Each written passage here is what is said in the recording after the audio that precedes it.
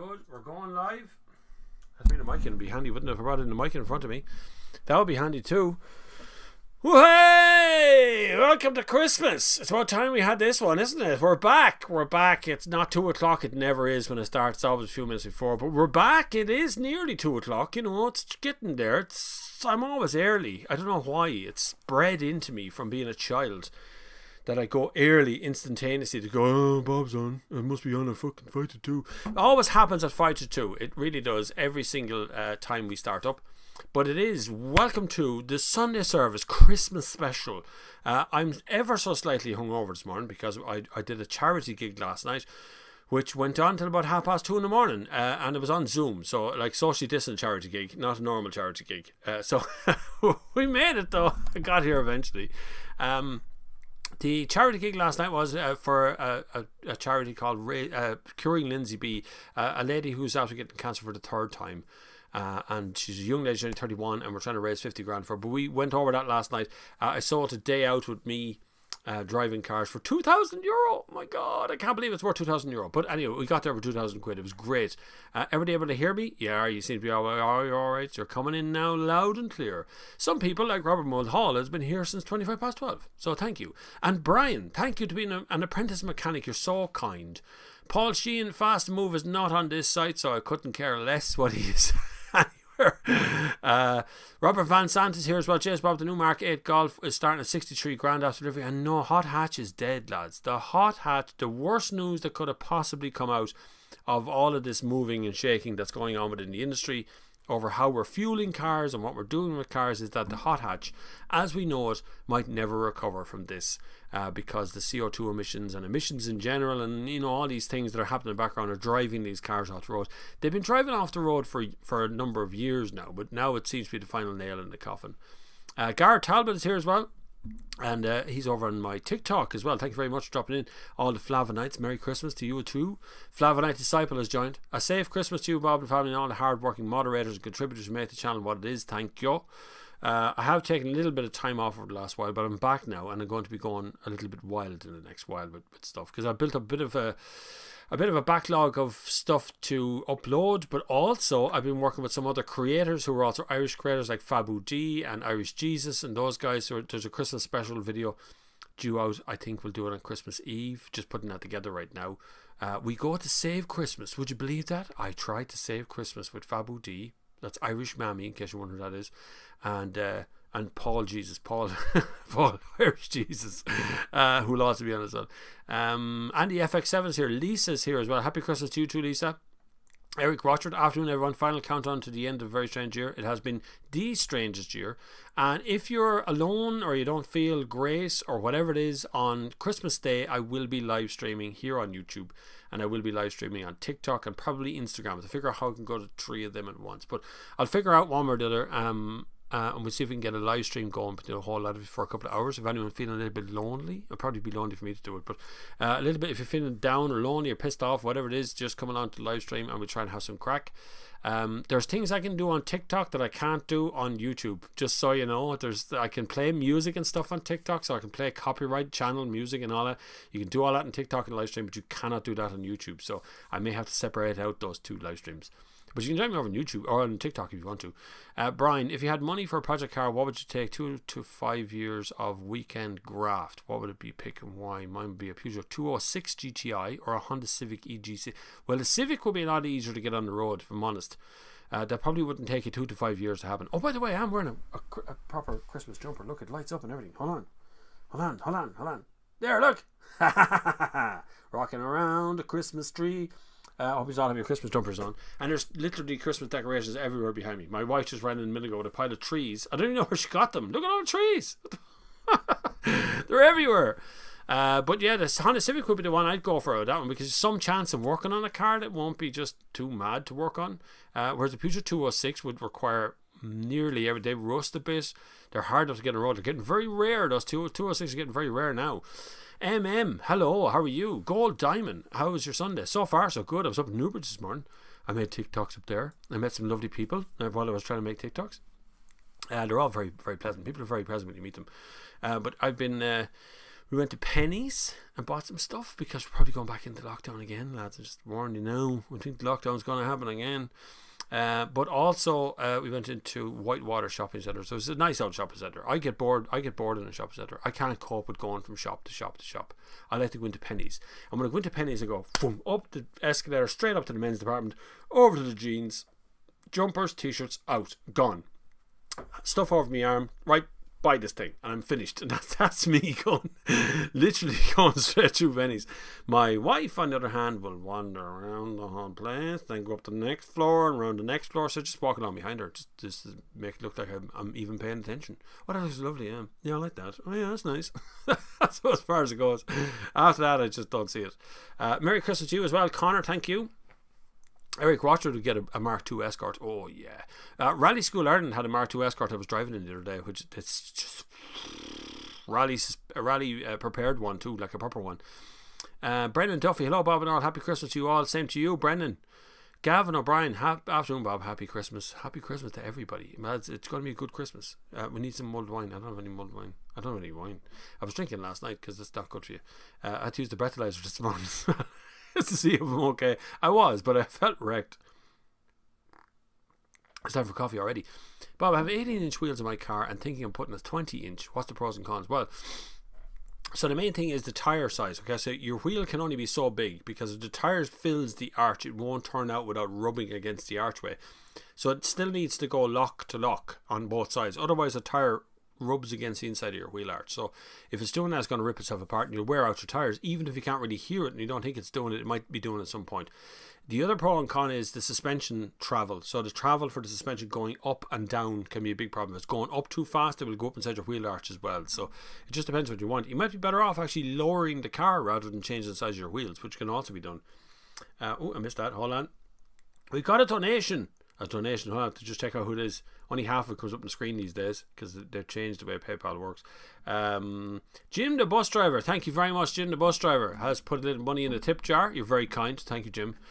You can do the same if you want down below. It is Christmas if you want to. Last night I was sold for $2,000 at a charity auction last night. So I have very expensive taste. I know, I'm only kidding. But it's a date I sold with me last night. There was loads of dates sold last night. We raised over $6,000 last night. So it was a bit crazy. I was hosting it. I hosted the show. If you want someone to host your show on Zoom, let me know. I might host it for you. Where are we? Noel Davison retracted his message. He said something dirty and then thought better of it. Irish Fox Sound. Hi Bob and all. Stay safe everyone. Yeah, stay safe. Peter Cupid is here. Merry Christmas to you as well. Best tech. Thoughts on a Polo GTI? Rare. Polo GTIs are quite rare, but they're very good. They're great little cars. They're a little bit soft in suspension, I find, for Polo. It should be a little bit firmer, I think, than a GTI Golf, but a little bit soft. But I think they're a great car. Absolutely brilliant car to drive. You know, good fun in one of those for sure. Copper Belly is here as well. Mick Mulcahy. Merry Christmas to you, Bob, and your family. Thank you very much. We're very happy this year. Copperbelly says, I'm Lucky Irish on TikTok. Oh, Lucky Irish 20. Oh, yeah, I know. I've seen your name before. Lucky Irish 20. Copperbelly has joined from TikTok. See, the TikTok fan people are kind of... I was wondering what the light was. Is the bleeding jumper still on? I don't know what the lights were around here. I turned off the lights on the kitchen last night after I went downstairs after the TikTok thing, and I had a little drink, a little whiskey, and turned off all the lights in the kitchen to go out, and the kitchen just lit up. It's still turned on because you can't see when you're wearing it. Sean Murray says, happy Christmas to you, Bob, and family. Hopefully you're well and get back to some kind of normality. Yeah, well, I don't think we're going to get back to normality. If I'm honest, I don't think.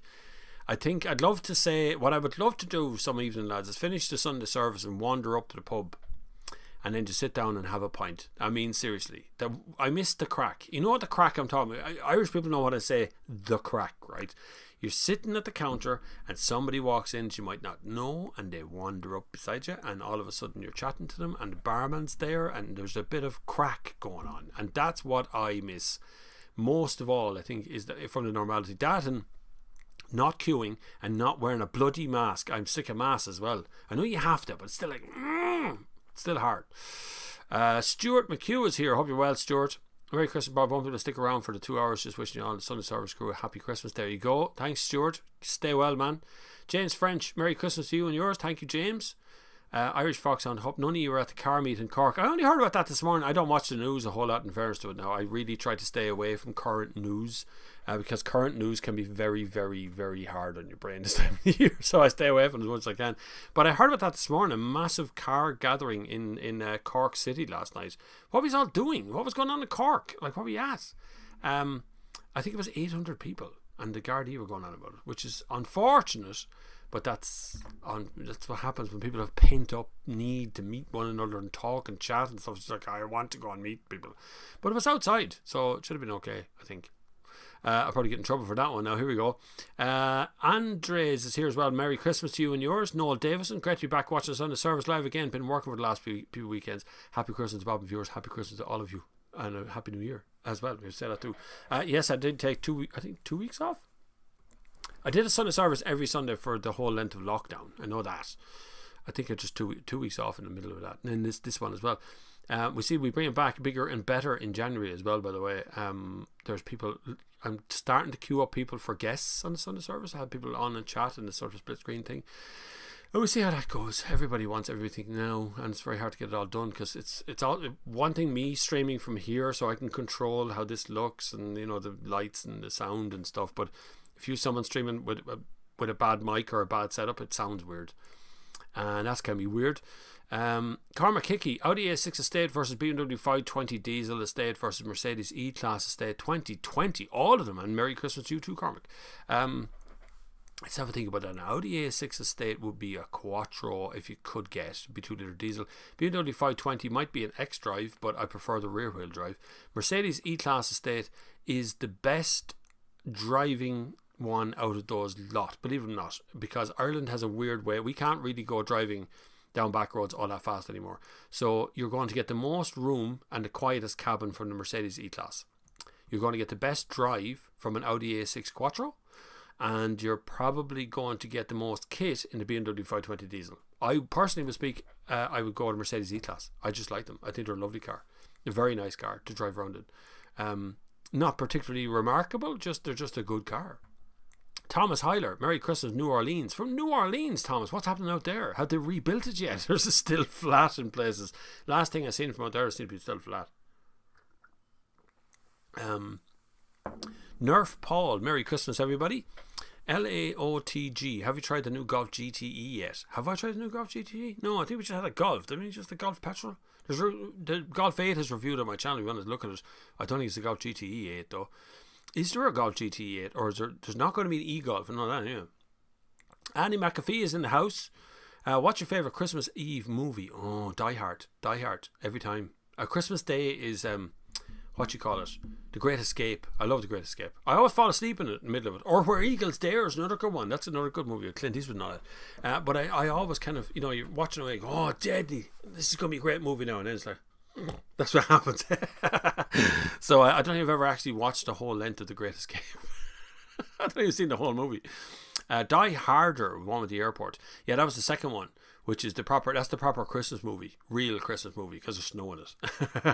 The one with the airport. Nothing says Christmas is more than a Yank crawling around the airport shooting at everything that moves. But it's good. It's a good adventure thing, though. It's like a pulls you out of reality, which is what you really want on Christmas Day. You know, everybody sits and well, when I was young or younger, there was no second screen, so there was no internet or, you know, live streaming or any sort of stuff. So this year's going to be kind of weird for TV because there wasn't much TV made over the year, and most people aren't watching TV anymore. TV audience is moving to Netflix and Amazon and all those other places, and then of course YouTube and TikTok and wherever else they want to go for the younger people. You know, so they're shifting away from the traditional sort of gathering around the TV and trying to find out what's happening in the world.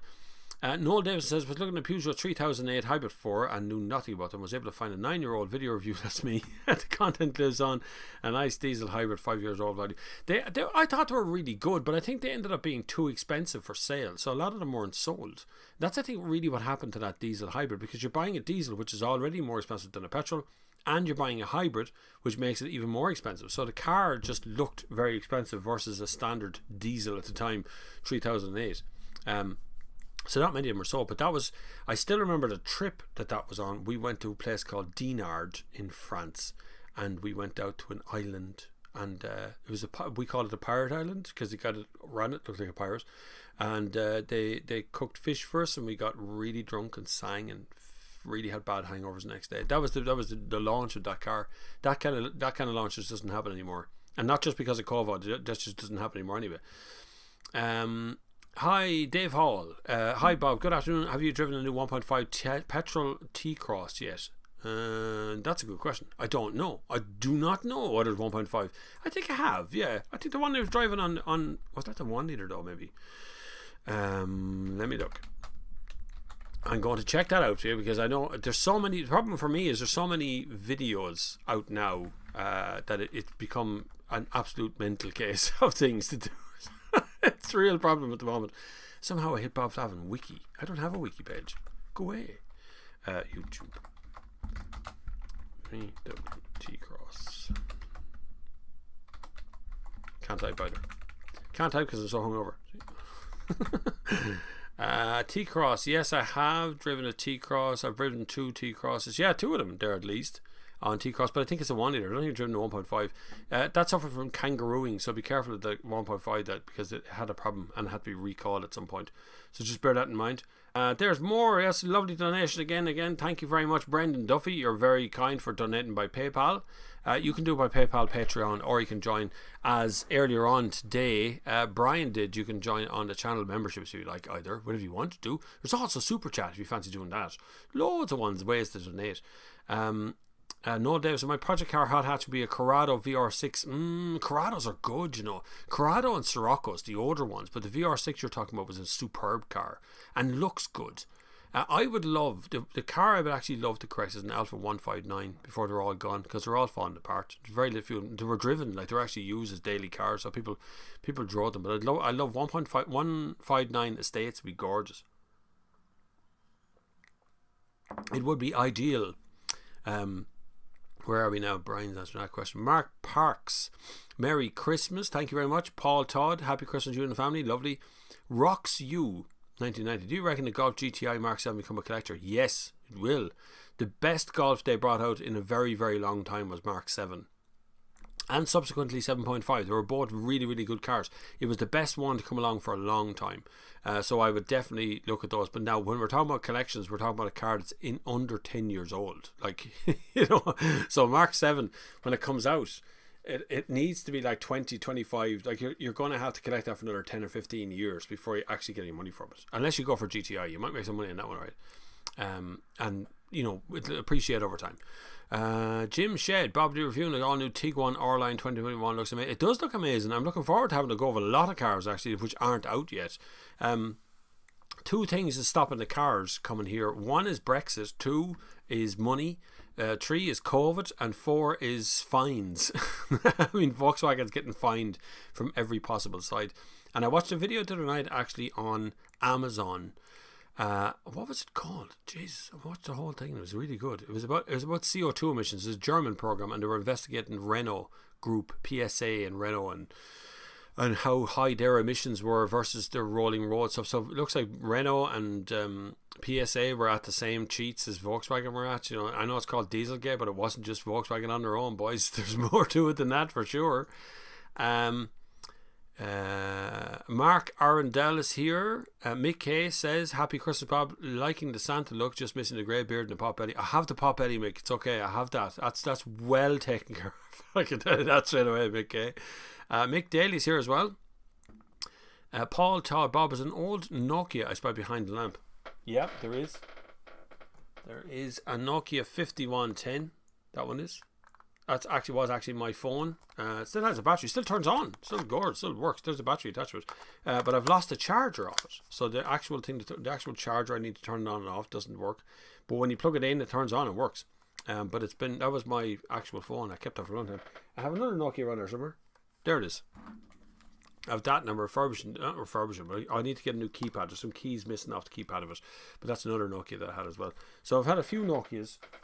Nokia was the biggest car company, I was going to say, the biggest phone company in the world for a long time, and now they're gone, essentially gone. They were bought and sold many times over. But the wait and see what car company becomes the next Nokia would be the next thing to watch out for. And I don't take that lightly. I really do mean that I think they will be in trouble at some point. it's coming for sure. Don't forget, you can donate anytime you want to Super Chats, or you can donate to PayPal, or you can go into something smaller over length of time, which is like Patreon or Super Chats, or whatever it is you got that you want to do. If you don't want to hold on, just hold on. Forget about it. It's always free. It's always free, lad. Don't worry. Paul B, where's Mrs. Claus? She's downstairs hoovering where she should be. She's not listening though. It's okay. She'll be in a minute. She probably telepathy heard that one. Thomas Eiler, New Orleans is pretty much rebuilt from the Katrina. The mayor still has everything locked down. Or did the COVID vaccine last week, still have to wear a damn mask. You got a vaccine, I need to wear a mask. No. I'm not going to take a vaccine and wear a mask sometimes. Just not right. You can't do that as well. The vaccine's coming to Ireland as well, and who's interested in taking it? Would you take it? Would you take the vaccine right now? Like, if you were to, how would you feel about the vaccine being 95%? I mean, there's a lot of anti-vaxxing going on at the moment. A hell of a lot of it. A hell of a lot of going on about Bill Gates and all these kind of things that are happening out there. But I was just wondering how people feel about vaccine. Would you actually be bothered by it? Do you think it's something you want to do? Or would you be interested in just kind of riding it out till the end of this? Try and get to the point of can we get herd immunity without actually using a vaccine? Because I was born in the 70s, and if you're born in the early 70s, like I was, chances are you got to the point of the vaccination program and never got a vaccine. So I never got vaccinated against anything. Not that I can see. I have no little pock marks on my arm, or no nothing there. Now a lot of the records are gone, obviously, that time, but I was just wondering how it works out for you guys, because if you haven't had a vaccine against anything, are you going to do this vaccine? Where were we? Colin F, hi ho Bob, when's the ID4 due out? Have you been in one? I haven't been in one. No, we haven't been overseas, we haven't been anywhere, so I haven't actually been in an ID4. It looks nice. Middle of next year was when it's supposed to be, towards the end. I would say that will shift back, as it's kind of getting difficult to get batteries for them. And some of that's coming from the fact that some companies are going into lockdown and coming out of lockdown, in and out, and suppliers. You can open your car company, but if you've got no suppliers supplying you can't build any cars anyway. So there's a bit of that going on. There's also a bit of they want to see who's going to release what next. So you got ID3 is out. You'll have Skoda will be releasing their Enyaq next. Then you have Seat doing their Elborn. You've already got e-tron from Audi, but they'll be releasing more of those kind of things. So in the middle of all of those four brands, you've got ID4 somewhere in the middle of that as well. So it's all going to get in one way or the other sooner or later. But by the September or October of next year, you'll see ID4 on the market. I'd say it should have been sooner, but it probably won't be. Best Tech LJL, thanks for the donation. Thank you very much for the super chat. You're very kind. Damien M, hey Bob, looking at the 07 BMW 523. Do you know what those 2.5 petrol engines like? And M Sport will be going around $3,000. Good value apart from the tax. The tax is always tax will kill you every time. That's why we don't have a lot of older cars on the road. A lot of the older, bigger engine cars that they do in the UK. We get nailed here on tax. But yes, engine's okay. Just watch the timing belt, timing chain. Just watch that partner, because those older engines get ragged out of it, and they often don't change. If it's a timing chain, they often don't change it. But 2.5 petrol, they're fine. They cruise well on the roads. Won't be phenomenal amount of petrol used on them, because it's a big engine hauling a big car. That's what it should be. So they're pretty good. Yeah, no problem with that. Send us pictures, Damien. Put it up on the Facebook page. John Cross, hey Bob, my dad just bought a VW Arteon 2020. What do you think? Yeah, Arteons are good. I think the CC was better looking, but the Arteon is a more practical car. I think that's the nice bit between the two, is the Arteon has a practical edge to it, which I quite like. Someone just included me in tweets there about Lucid Motors. I don't be worried about Lucid Motors. Lucid Motors is going to go where they're going to go. It's like Tesla, they all come in and do their thing. VW Arteon is, nice car for sure. Lovely looking thing on the road. Good presence to it for sure. Copperbelly, what would be the best engine to go for the Volvo D3? Volvo. Wait till I look up Volvo. Hold on. Say nothing. Volvo.ie, because they've got some small petrol engines, but I'm not sure what they're after removing from their. They've removed some of the engines. Like, I thought they were going all electric. You talking about a V40? Where's the cars? I don't want used cars. Reviews? Mad. Oh, here we are. No, they're not cars. They are off-road vehicles. Why do you have them? S90, S60. See, the V40's gone off their website. No, gone completely from the website. None to be gotten. The only sedans, as they call them, is S90 and S60. What's going on there? But a D3 Volvo. Are you looking at older ones then? We'll go for done deal. We'll have to do a done deal dive. All makes. Volvo. Done deal have the worst search system ever. Can I just point out that? Just wondering, just like, why? Why have they got such a bad search engine thing? V40 R design 1.6 diesel. See, I think the 1.6 diesel was trouble, but I could be wrong on that one. Maybe I was thinking of a different brand, but I thought the 1.6 diesel was a trouble engine in those Volvos, and that the 2-litre diesel was a better one. I'm not sure though for sure. Put in more details there, Copelli. Eric Crotcher, don't forget to like and share, everyone. Yeah, like and share, please. Yeah, because we're struggling today to get people in out of the sun to come and watch. But that's okay. You can ask questions all you want. It is just a Christmas special, and we're already 20 minutes into it, flying along as we are right now. I will be doing a done deal deep dive today to see if we can find a nice car to look at in the vintage cars. So I'm going to be rooting around in there to see if we can find something. I have found a G-Wagon already, which is up for sale, but there's no doors or anything on it. So, yeah, you want one of those collector's items, which is always there.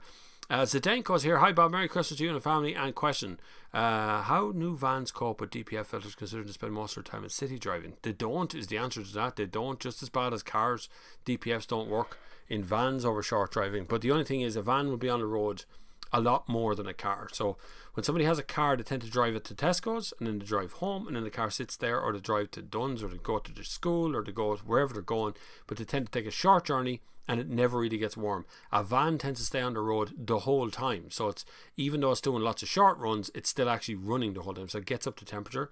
And modern DPF, if you turn off your car and it's a diesel one, and you can hear like what sounds like a Hoover now, it goes, whoa, it's running along.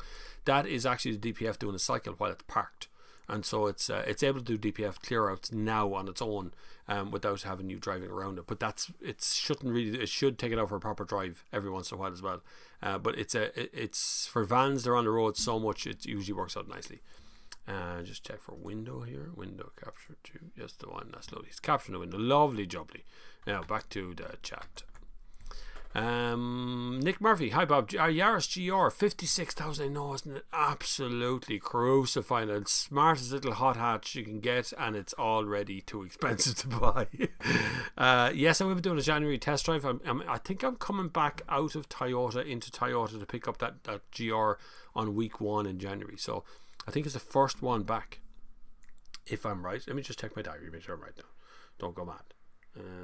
Yes, it is. I'm the first one in January, so first week back will be in the Yaris GR, so I'll already have it. But I'm told from good friendly dealers of mine that there really isn't much profit in dealers selling them, so nobody wants to stock the thing. They'd be just even at 56 grand, there'd be so little profit in it, no one really wants to have one in stock. So and then you look at it in the UK and you see there's €38,000 converted without the taxes. Taxes, boys, taxes are absolutely murdering us, and they're going to continue to murder us. And when we figure out we go for the low tax cars, they'll tax them more. This is what they did all the years anyway. They've always driven the tax up. Tax only ever goes upwards. They don't ever reduce the tax. So every time they do something, they change the tax rate, and they change it in such a way that it doesn't work in favour of us for sure. David Hooker. Hey Bob, I have a budget of 8 to 10 grand for my next used car. Looking at a large comfy car, looking at a superb Passat, E-Class or a Jag XF. What do you think is the best buy? The Jag XF is the most status symbol one that you've got on that list. The E-Class is good, yeah, they're okay, but they're possibly the older ones in your price bracket might not be as reliable, and the same for the Jag. The Passat is pretty good, but won't have the status symbol of a Jag, and the Superb is the best one of the lot. Room-wise, space-wise, and just usability-wise, they're the best one out of the lot, but they don't have the status symbol either. The Jag will have the status symbol bit, but then you have to... So if you're buying into Jag, you have to buy into the rest of Jag, which is the tyres, the servicing, the cost, the parts. It all goes up. It's a luxury brand you're buying, so they all go up in price as well. So Jag XF is the one I'd pick, but just be aware that it's going to be expensive over the years as well. But that's okay. That's part of owning the car. They're all expensive at some point. Automotive L3. Hi Bob, your show is a ray of light as we just got into Tier 4 in Harlow. Bloody hell, as of midnight last night. I was looking at pictures this morning of St. Pancras Station, and there's no social distancing at all. Everybody's trying to cram onto trains to Leeds, to anywhere that isn't locked down. People just want to get away from lockdown, because most of London, as I was said there, is gone, like out in Harlow and Harlow College and all those areas. That's all central London. All the non-essential shops are closed. So what do you do on the 20th of December when your non-essential shops are all shut down, and you're left with Aldi? Sunday special buys in Aldi. It's what you're going to be left with for Christmas presents.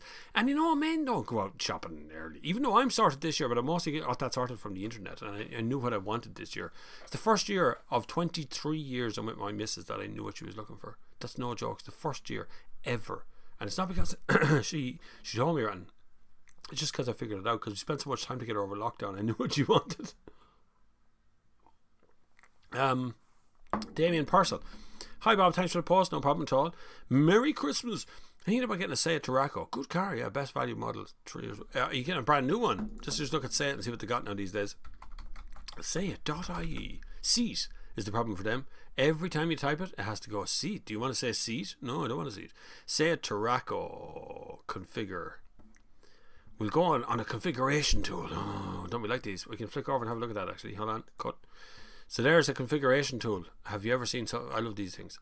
Look at that. Starts out at 41,970 quid straight away before you even configure anything to it. It's 41,000. 43 for the FR, 41 for the Excellence, 40 for that Excellence. That's the difference there. 7 seats versus 5 seats. So the SE model is 36. Let's go middle spec. I'm just going to take it you want 7 seats, right? Now we're at 41.9. 20-inch machine alloys. They're okay. Still, it's a fair price walk between those two. Isn't it? Excellence and Excellence 7 seats.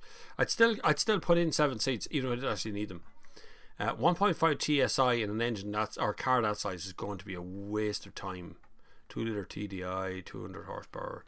Probably don't need 200 horsepower. I'll save a few pounds and go in for this one. 43, 9, 20, 45. What's the difference between these two? Nothing. There is no difference. One is more expensive than the other though. Why is that? Who knows? DSG, that's what it is. So we go with the DSG. Lovely. Bit of DSG. We like DSG, love. And we stick on a bit of metallic paint onto it. What would we pick? Atlantic blue. That's nice. Not black though. Or grey. Why is it? Look at that crap selection of colours, isn't there? And we have to go 20-inch. just because I'm nasty like that. And then we're into the price. Here's 45,308. We have a leather Vienna black interior, no options on that. Beats Audio and Cartographer Europe. We don't need either of those two. 45,308. There is your result for sure. That is the best value I could see on that list. I'm sure that's something around the line that you're looking for. 45,308 quid. Let me go back to the scene. There we are. Cut. So that's the one I'd be looking at. 45,308 quid. There's a configuration deal as well. S6NJ7J7BY. If you want to go back to that configuration, go into Waters Garage and tell them I sent you. Bob said you don't have one of these in stock. That's totally possible that they'd have it in stock. But I would go with that one for sure. Where were we? Where did that question come from? That was Damien Purcell. So Damien Purcell, that is the best value model I can see there, because you get proper 7 seats. So I would go with 7 seats just because it's not because I need it. I've 2 kids. I don't need 7 seats. But there are days when you're picking up the kids from school and they go, can I bring such and such home? And you kind of go, yeah, no problem. Flip up another seat, another 2 seats. Suddenly you're a 7-seat car, and it's always handy. Or a birthday party or something comes up and you need those extra seats back there. Nerf Paul, have you had BCG? I was born in 73 and lived in Ireland off the West Coast. We all got it. No, I never got it. Never got anything. I don't think I've ever got anything. My mother used to say the same thing. They didn't have vaccines. See, the vaccination program in Ireland only came in 78 or 9, somewhere around there. So I was already too old to be vaccinated. And also, some vaccinations aren't forever, so you're supposed to get things topped up. I've had tetanus shots and stuff like that kind of stuff. But I've never had any of the BCG things where I was too young, I think, or too old, I think. Or my mother just couldn't be bothered, because there wasn't mandatory vaccinations. My mother, if you had to pay for it, my mother would never done that. It'd be grand. German measles, we'll stick you into the place next door there. Your neighbours has German measles. Get into bed with them and get German measles your own, and then you'll be fine. Any document? Oh, I know. Missed one. Honest, no, not honest truth. Go back up again. 360 Maxa. Hi Bob, thanks for the videos in 2020, no problem. Good content, enjoyed them very much. On a side note, I've ordered a company car, an A3 FEV PHEV. Have you tried one, and what do you think the best one? I've tried the A3 FEV. They're fine. PHEVs are brilliant if you can really make them work as much as you can on the batteries. And if you make them work always on the batteries, you probably should have bought an electric car. Because the most expensive cars I've had here has been PHEVs, because you're constantly plugging them in. Particularly the Peugeot 508 from the last lockdown, which I wasn't intending on getting stuck in, but I got stuck with it because it was the last car on the list. And it has 20 kilometers range or 25 kilometers range or something. And honest to God, every single time I went out and come back, I'd have to plug it in to get more electricity into it. And I know it is a PHEV, you can get petrol engine in it as well, but it seemed to me to be the cheapest way to run it was to plug it in. But the problem was you're plugging it in all the time, and it annoyed the hell out of me. But A3, I'm sure it goes a bit further. You can get ones now, like I see Harry Metcalf is driving around in an X7 now with 70 miles range from a PHEV, and that would be good. That's better, I think. In my mind, that'd be much better. 360 Maxa. Hi Bob. Oh, I did that one, sorry. Honest truth, I missed that. Go back up again. Shot forward a bit there. Honest truth. Afternoon Bob. Neil from Tier 2 in York, man. England. Well, Tier 2. we announce where we are by what tier we're in. I'm in Tier 2. I'm in Tier 3. How many tiers is there in the UK? Is there only 3 or 5? We have 5. And we haven't obeyed any one of them. We've had Tier 3 plus, we've had Tier 2 plus, we've had Tier 5 plus, so they couldn't decide. They've decided on 5 and decided to change them all again. Anyway, Merry Christmas to you and your family. P.S. Still looking to get rid of my Lexus CT200H. I know you hate them. Set fire to it. Claim the insurance. That's what I would do if I had a CT200H. Well, they're not as bad as an Nissan T now. Let's be serious. They're somewhere between the two. Annie McPhee, any documentary plans for the near future? What on? Yes, I'm going to. It depends on the next lockdown. See, when lockdown lifts, I become really busy, like really, really fast, trying to cram in all the cars so I can get reviews. So just no time for documentaries. But if we end up in another decent lockdown again, I'll be able to make more of them. And I have one coming up on Passat, which I've already done a research on. I'll come up with one as well, talking more about the history of how we got to where we are with diesel, how we got there without electricity. There's one on the tail end of the Second World War, what VW did to survive, and how, not just VW, but BMW, which used to be Messerschmitt, and Mercedes, and all the car companies, how they got out of Second World War stuff, how they got out of their association with the Nazi party and stuff, because they were very much in bed with them. But so there's a few documentaries coming up on that. Now the problem with those kind of documentaries is that YouTube don't like war footage. There's a lot of war channels that got Fierce Surprise, because they deem it to be violence, even if it's news footage, even if it's like proper news footage, they go, no, it's violence, too violent for YouTube. Our little babies on YouTube could not cope with that level of violence, whether it happened in real life or not. Aid, thank you very much for the donation by Super Chat. He's put a question in with it, which this is how you get your question to the top of the list. You don't have to wait for a question at all if you just put some money with it. E208 GT line, is one of my favourite electric cars actually, or Zoe GT line. Any more documentaries coming in? There, he's having documentaries as well. So yeah, there's more documentaries coming for sure. But the E208 is my favourite one, but kind of the mid-spec one. The Zoe is the best value one, I think. Zoe's a lovely little car to drive around in. And the benefit of the Zoe is it charges at the lower speed charge points at full speed. So if you pull up to a 22 kilowatt charger, a Zoe charges at 22 kilowatts. The E208 doesn't. It charges 7.4. So it's either 7.4 or 100 kilowatts. There's no in between with the E208. Whereas the Zoe will charge at 7.4. It'll charge at 3 if you really want to. But 7.4. It'll charge at 22. It'll charge at, I think it's 100 kilowatts or 150 kilowatts is its fastest speed. So I would go for the E208 for a little bit of luxury, a bit of style. I don't mind a small wheel, steering wheel in that one. But I would go for the Zoe for best value for money because there's plenty in it. And it's a lovely little car to drive. Where was I? VU Bears here. Hello, VU Bear. Aidan Mullally. All the names. All the boys are back in town. The boys are back in town. Thanks for dropping in, boys. It's great to have you along. It is really good.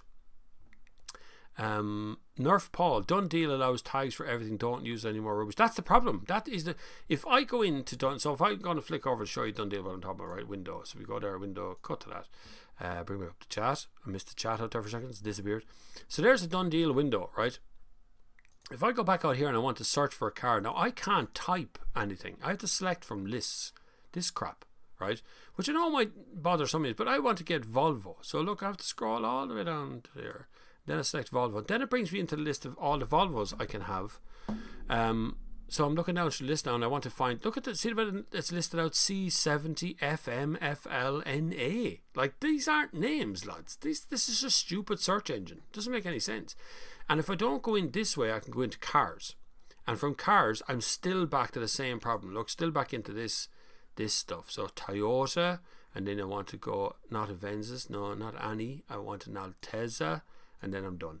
And now I can see the Altezzas, right? So it's just really difficult to use Done Deal for anything other than just the normal sort of, searching for an individual car. And I think Done Deal itself has done itself out of that market. They were ruling it for a while, but now they're actually ruining this search engine, and it's really annoying to use, really frustrating to use that Done Deal system to make it work for that.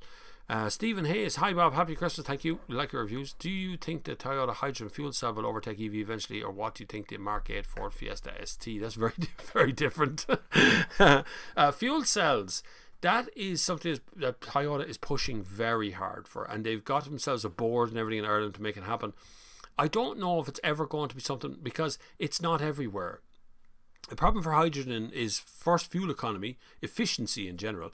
But even if you were to solve the fuel economy issues, the problem is putting in petrol stations that have hydrogen stations, putting in separate ones, putting in ones in where they needed to be again.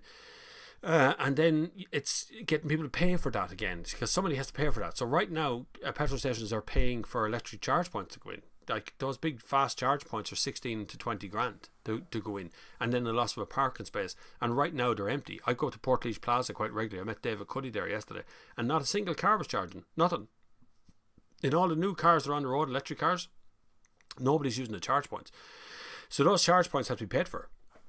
Now, if you put in a hydrogen filling station, there isn't a single hydrogen car in the country that can actually fill from it, because there's none in here yet. Toyota have one, but no other car companies doing hydrogen cars for sale right now. The best ones that we'd use right now would be buses, trucks, those kind of big heavy goods vehicles. We could put in depots, so we'd only need one depot that would serve all the trucks in the country for hydrogen. That would be a simple one to do, or an easier one to do, not simple. But it'd be at least a lot handier than trying to put in an entirely new group of petrol stations on the road. It will have a future, but I think it's a long time off. I think electric will be here, because electricity's everywhere. You can just pull up outside the door here and plug in electricity, and I've already got it, you've got it, the neighbours have it. It's only when it's turned off, when you get a power cut, then you have a problem, right? What did you be driving over Christmas? Just a plain old Toyota Corolla. That's it, just an ordinary Corolla. Every year I've done the same thing when it comes to, a lot of guys who put a lot of effort into deciding what car they want for Christmas for the 3 weeks, but we don't really go anywhere. Like, the grandparents are all gone now, so we don't really go visit family and go driving around the country doing stuff. So I just let whatever car company goes, here's a car, do you want to hold on to for Christmas? And I go, yeah, sure. And this year it was Toyota. The lovely folks at Toyota said, listen, come down and pick up a Corolla office, and you can have that there over the Christmas period. So I'll do a few videos on a hybrid. Bob, would you reckon converting a Citroen DS to electric car, or would you be against converting a Class 2? No, I wouldn't be against. Generally, I'm on the side of, if the engine is crap to begin with and is unreliable and just requires a lot of work to keep it on the road, well, then change it to electric, because all you have to do then is maintain the normal stuff, the bits on the suspension arms and all that kind of things underneath, and that's their kind of, and I hate to say this, but they're the kind of fun stuff to look after, right? The suspension bits, the track rod ends, those kind of, they're dirty, but they're not real oily and greasy stuff you're looking after, whereas the engine, if it breaks down, you're always in trouble. So changing them over to electric would be okay. Now, I'd provide with that if you were to change something that was a lovely V8, a big smooth old like 3.5 litre V8 from Jag or Aston or someone, and you're changing that to an electric car, then you're kind of ruining the point of the car. So you're kind of destroying the whole point of that vehicle, was the engine was built around. So there is a fine line between the two, but the DSs are notoriously bad to look after. They just cost a fortune, and they're always getting broke down. So why not change over to electricity and maybe put a speaker in it so you can at least make some noise? I got nearly run over yesterday in Dunstores car park by an electric car. Did not hear that thing coming at all, not a bit. A little like a 2014 I think Nissan Leaf just came straight at me, and it was on top of me before I heard the thing moving, just in a loud car park. Andy McPhee, if you hear fans on full whack when turning off a diesel, it's generally an interrupted DPF cycle that now has to complete. Fans are on due to heat generated, injecting diesel into the DPF. Not amazing how loud that is. They're so loud. Frightened the crap out of me when it's doing, actually. Peter Ucart, hi Bob, have a Merry Christmas, take care. We will. You too, man. Lisa. Bob, Lisa from Chunky Knits. Lisa from Chunky Knits. Lisa, we're like stalkers of one another. Lisa's on Instagram. You should check her out. Lisa from Chunky Knits. Really good, really lovely content.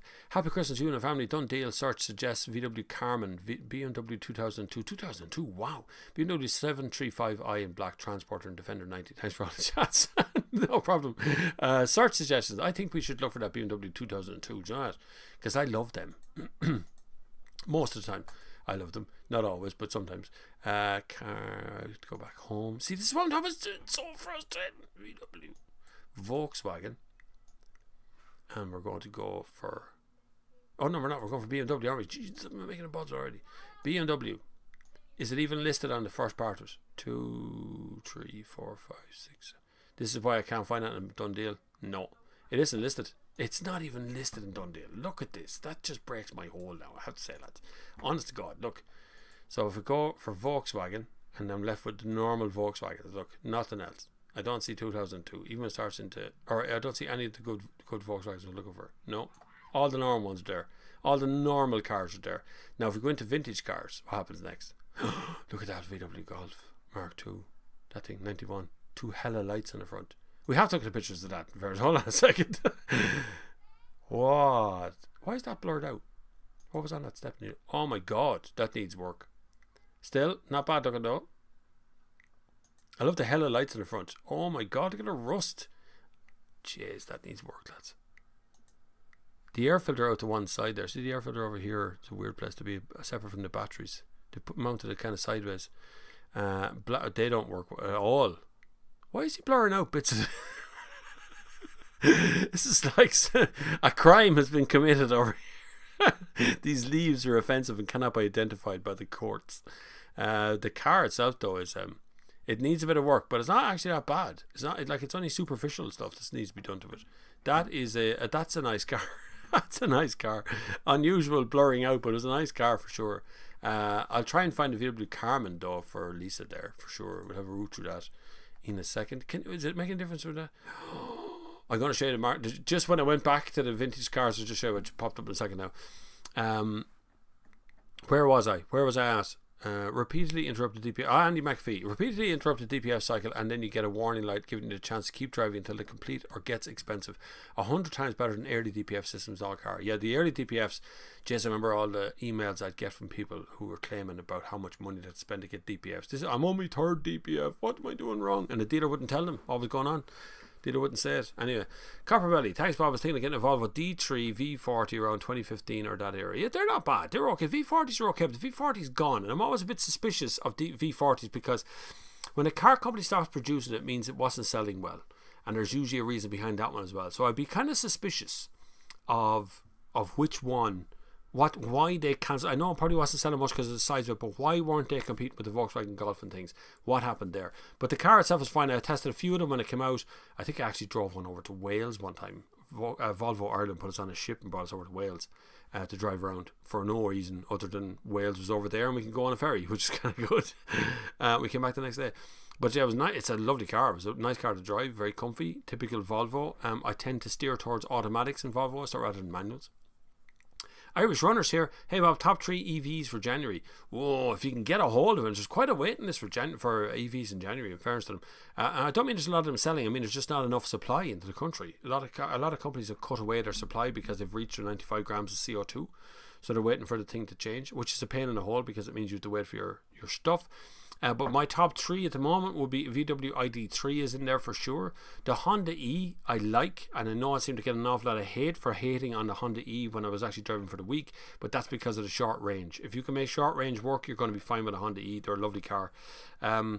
What else was there that I liked? I'm still waiting to drive the Skoda Enyaq, which I really rather enjoyed the original one of that. That was good. That was a nice thing to drive. And then, of course, Tesla's bringing out, I get another Tesla in January as well. So Tesla's bringing out a mid-range one rather than another one.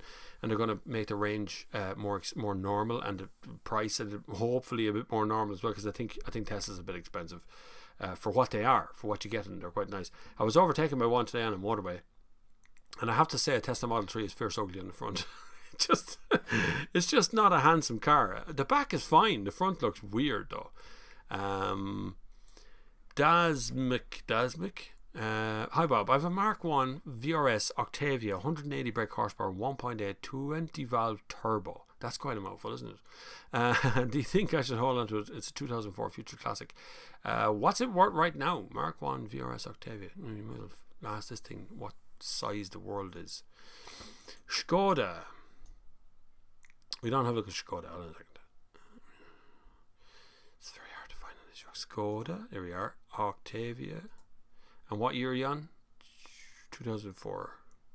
So let's have a gander from 2003 to 2006. Give it 2 years, and then boom. And we see if there's any on your list. I doubt they're going to be here, but we'll have a look through them anyway. There's a few of them. There's a 2005 one, but not VRS, obviously. They're not fetching big money, I can see here. That's a newer one. That one's in bits. 550 quid. Still haven't seen a VRS one though. There's VRS petrol 2 litre. 3,200 quid. Is that your car? Let me just look at your chat again there. I'm sure it's the right one. I think it is, but I remember 25. That could be your car. It could be in the right place there. Although that's 2006, yeah.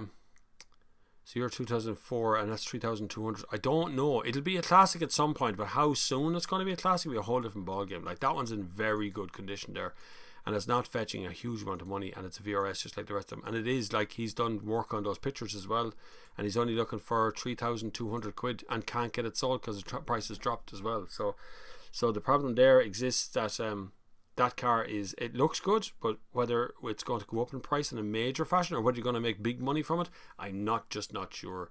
It's going to be an odd one to kind of work out the price of that one. My chat keeps disappearing for some reason.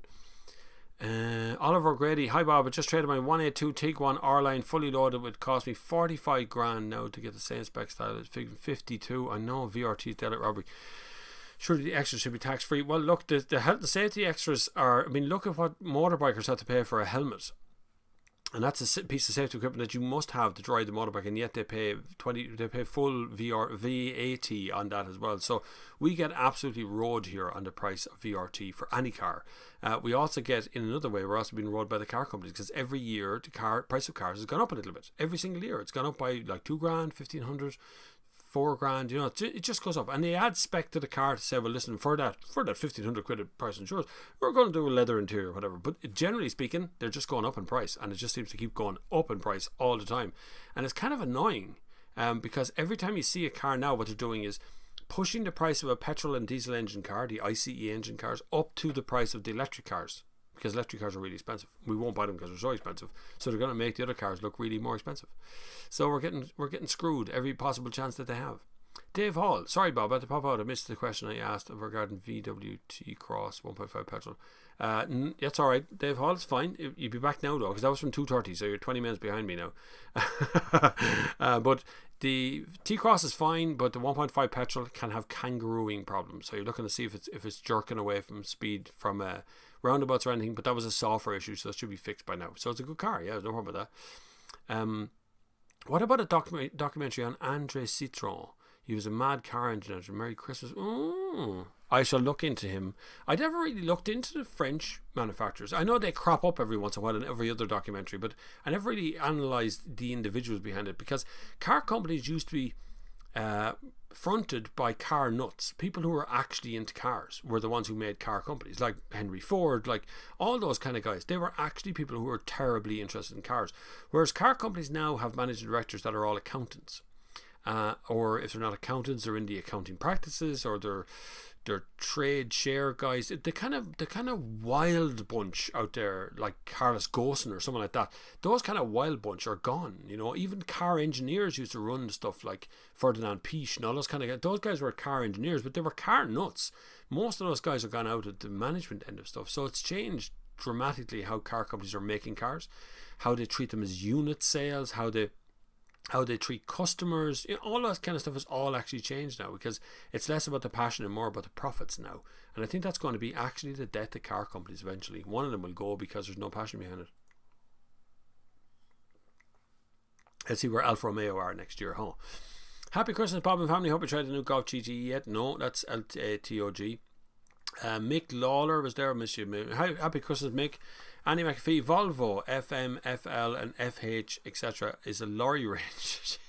Oh my god, just what I wanted to search in Dundee was for trucks. I wanted a Volvo, but I wanted a truck Volvo, of course, not an actual car Volvo. I just think Dundee is done when it comes to the way it searches is really hard. Carzone, is that any better? Carzone used to be my place that I would go to most, because it was, no, that's gone the same way. Same thing, select off a list of makes. Exactly the same thing. Just flick over and I'll show you how these car sites are not for us anymore. Look at this thing. Same thing again. Make, and you get a list of all the makes. I don't even think that shows on your screen. You can't see that. I don't know why you can't see that. I picked Suzuki off the list. You can't see me scrolling through that. That's very weird. You can just see the mouse going up and down. What's going on there? Anyway, I was just looking at that. And it's the same thing. So if I do a search on Suzuki 161, I get, yes, oh my god, look at the Celerio. It's not the ugliest looking yoke in the world. Look at that thing. I wouldn't wish that. When you can have the Suzuki Ignis, why would you buy a Celerio? It'd want to be cheap. It'd want to be dirt cheap. It really would. But looks like Carzone is kind of the same as Dundee, really. Right. Frank Metcalf, hello to everyone. Good man, Frank. Haven't heard from you in ages. Visiting my daughter's new home in the sunny southeast. Oh, nice. And it is sunny today. Like, it's blue sky out the front. My kids are outside playing as well. They're not playing Roblox. I mean, come on. That's got to be a benefit to that for sure. JV, Hyundai Nexo is the other one. What's a Nexo? Do I need to look that up? I need to look that up, lads. That's terrible. Motoring journalist who has just know what a Nexo. I probably won't find it on that now. No model. It's not listed yet, and not on done deals. We have to do a search for that one. It's got to be one that's released next year, is it? Nexo. Oh, Nexo is a hydrogen fuel cell powered crossover SUV revealed at the 2018 Consumer Electronics Show. Okay, that's hydrogen power, but wasn't what you call them, Hyundai pushing for hydrogen as well though? They were kind of doing that hydrogen thing because the battery was getting a bit. They've done a deal with Siemens, who's a South Korean company, but also fronted by a German end of Siemens. But they'd done a deal at Siemens, but they couldn't get enough batteries off them, even for their own electric cars. So they started looking at the Hyundai, or started looking at hydrogen as well, because you can technically run hydrogen straight as the fuel to burn. You don't have to put it into a battery. William Bellingham, hi there, got you on a big TV. Oh my god, it must be terrifying because I looked like crap from last night. Family got to watch you. Merry Christmas. Thank you, William. William is on TikTok as well, actually. I saw his name pop up today and many other days. I'm up at 70,000 followers on TikTok, which is terrifying because I've managed to get a stalker as well, an actual real one, a man who really doesn't like me, and I don't know why he doesn't like me, but he doesn't like me, and he has taken again me in a big way, like in a slanderous way. But we'll see how that turns out in the end. Said you've done deal link here a few minutes ago, but gone now. It seems to. Can you not post links on live chat? I don't know. I've posted links on live chat that popped up. Maybe YouTube didn't hold it for me. I don't see it as something I can go and click. No, nothing that's appeared up on top of here. Where are we next? Steve Blair, Bob, the wife is trying to drag me away from Sunday service to wrap extra. Oh my god, no. That's rule number one. Rule number one of wrapping Christmas presents: you only wrap your wife's Christmas presents, and even then you try and find someone else who can wrap your wife's Christmas presents. And if you're buying wife's Christmas presents, buy them in somewhere that does wrapping for you. Then you go, yes, it's a present, and they wrap it for you. That's how you do Christmas presents. Never wrap nothing, because then you're making balls of it. Yeah, well, I do. It ends up being perfectly flat on one side. The other side looks like it's been put together by a 5-year-old. Just tape holding it all together. That's how I do that one. But no, you can't be going wrapping Christmas presents. That's just illegal. It's illegal, even if you're good at it. I used to end up, my mother used to always do it. My mother hated wrapping Christmas presents, so she always got me to do it. Every year I would end up doing it. And I'd sit there and I'd patiently wrap all these presents, and it'd be like one book, one bar of chocolate. You know, and end up doing all that stuff all the time. Annie McAfee, delivery taken in the first hydrogen fuel cell double deckers in Northern Ireland for the other week. Big order for them, built in Ballymena. Really? The bus is built in Ballymena? Cool. That's what I think we need to do with hydrogen, really, is buses, public transport, trucks is hydrogen, because you can just build a one fuel cell station or one station to supply the hydrogen and everybody fills in that station, rather than trying to do the petrol stations all over again, because we already have enough petrol stations, and asking them to dig the whole thing up to put in a hydrogen fuel cell, a hydrogen fuel tank underneath would be massive. Brian says, I don't look forward to the EV buses. I drive a Volvo ALX in ex-Dublin bus with 2006 with 790,000 kilometres. Get the hell on her, and she's a joy, long way to drive. Volvos are gorgeous. I've been on a good few buses. International trips, some of the car companies just fire us onto a bus because it's easier to move us from the airport to somewhere else to pick up cars than it is to take over parking spots at the airport, as sometimes happens. So what they do is they throw us on a bus and drive us across. And one of the best buses I was on was a Volvo one, and it was so quiet. It was tomb quiet inside. Just hoovered along this motorway outside of Barcelona. It was quite nice. I put that on Instagram, actually. Happy Christmas, Bob and family. GT again, he's come up again. Pat Nolan, Merry Christmas to you, Pat, as well. Mick Lauder, Harry Bob, what's your thoughts on 141 Mazda 6 Estate or CX5? The 6 is my preference of those two, because I think you get great value in estate cars, because people tend to overlook estates because they think there's something that they should be looking at these small SUVs like the CX5. But actually, if you measure boot space in the CX5 versus the boot space in the 6 Estate, you get far more space in them. So estate cars are much bigger. But because when you're standing looking into the boot, the CX5 is taller, it looks bigger because you're looking further down the car. When you look into the back of an estate, it's shorter than you, so you have to bend down to see all the way back in the car, so it looks smaller. But actually, estate boots are much bigger and more practical to use. And a Mazda 6 is actually quite nice to drive as well. It's a good car to drive, and I enjoyed that most of the time. Someone has come up with, and I love this username, this comes up every once in a while as well. See, I've gotten used to all the usernames these days, so I learn them all off. Nudge nudge wink wink. Hi Bob, have you seen the SIAC Maxus Deliver 9 van? I saw some in the trailer in the service station UK, it looks familiar. I was supposed to test the SIAC Maxus Deliver electric van recently, and I can't remember why. I think it ended up being in the middle of lockdown and got cancelled. And not the easiest company to deal with in this country. They're grand, you can ring them up and stuff, but you have to go through some marketing people to get there, which is the problem. It looks incredibly like a Transit, doesn't it really? Let me just flick over and show you that. Hang on a second. Look at that. Tell me that's not a Transit. Essentially underneath, everything about that car looks like a Transit to me.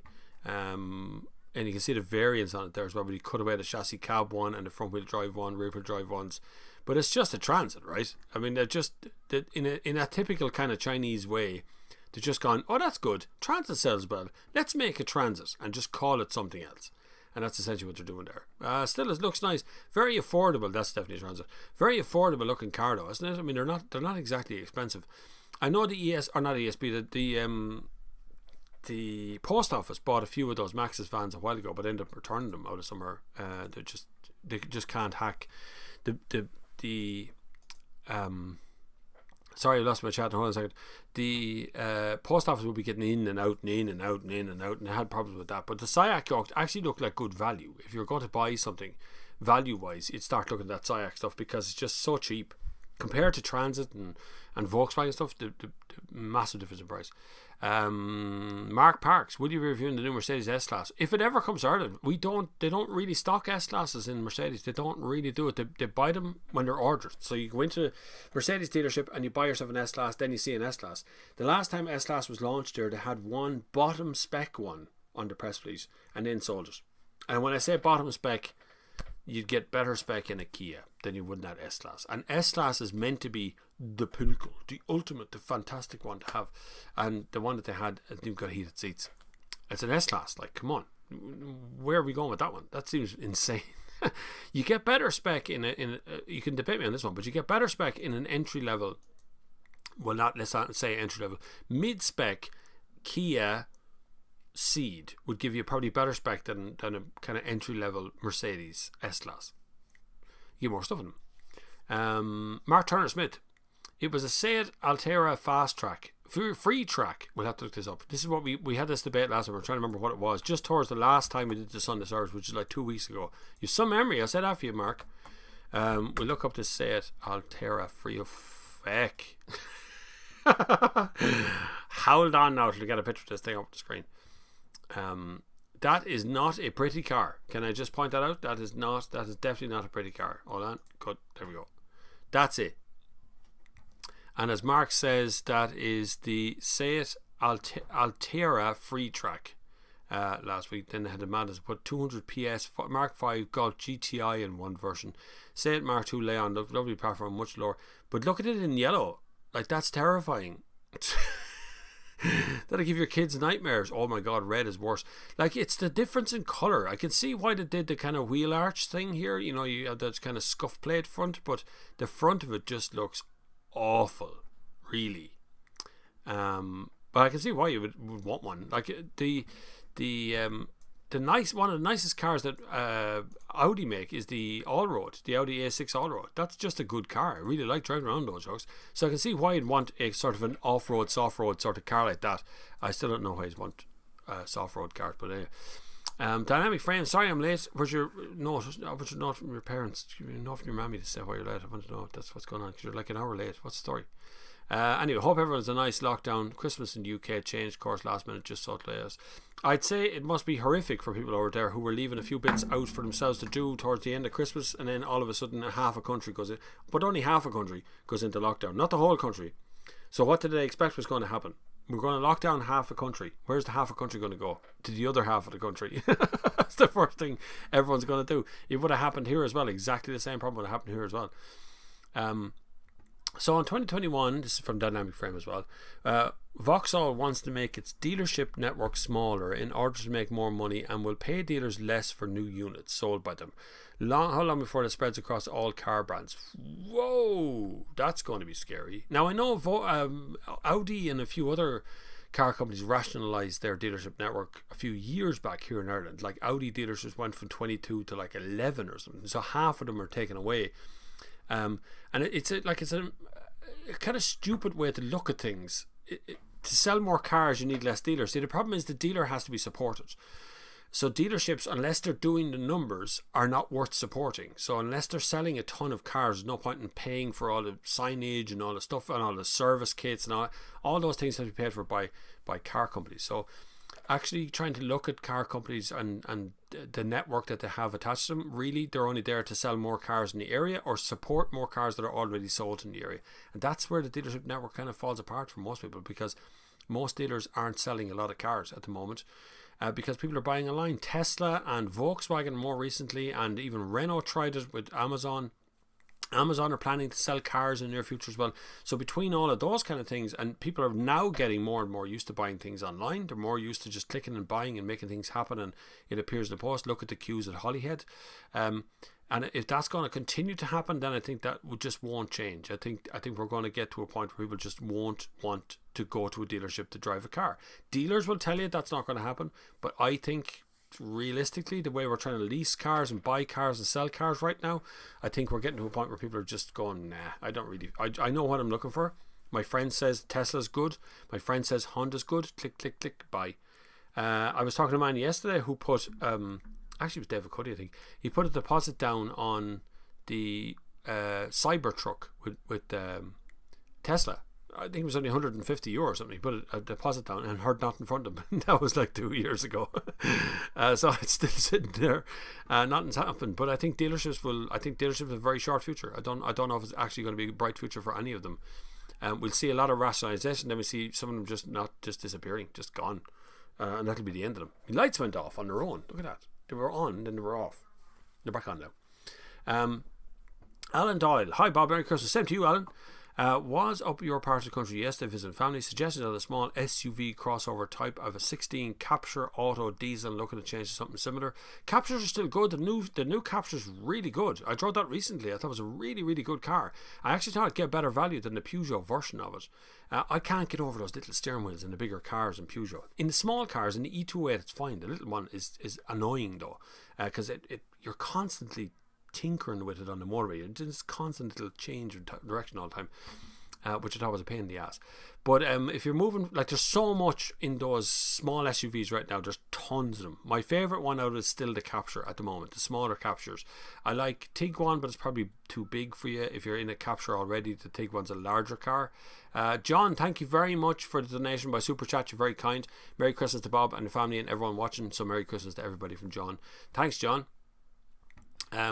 But for the I'd go with the Capture again. I go with the new Capture. It's really good. If you're looking for really good value, you can go for something like a Duster. What are they called? Dacia actually make alright cars these days. They're pretty good to drive. They're alright. There's plenty of stuff in them as well. Automotive 3, who is an automotive engineer. Bob, burning hydrogen as fuel produces a lot of NOx. Oh my god. NOx. We're still producing NOx no matter what we do. In the UK, we're moving gas boilers to hydrogen over the next 10 years. This will create a NOx overload. NOx is a killer thing. NOx kills humans. NOx is not good for humans. Those small particles get into our lungs and give us cancer. So NOx is really bad. Breathing difficulties, asthma, all these kind of things, all associated with diesel engine cars or NOx producing cars. And we're looking at, like, everyone's going petrol. We should go for PHEVs. That's just moving the NOx to petrol. It still produces carbon dioxide, still produces NOx. It's actually really going to get worse, actually, because petrol would have a much higher amount of CO2 coming out of it than diesels do. It's the way it is.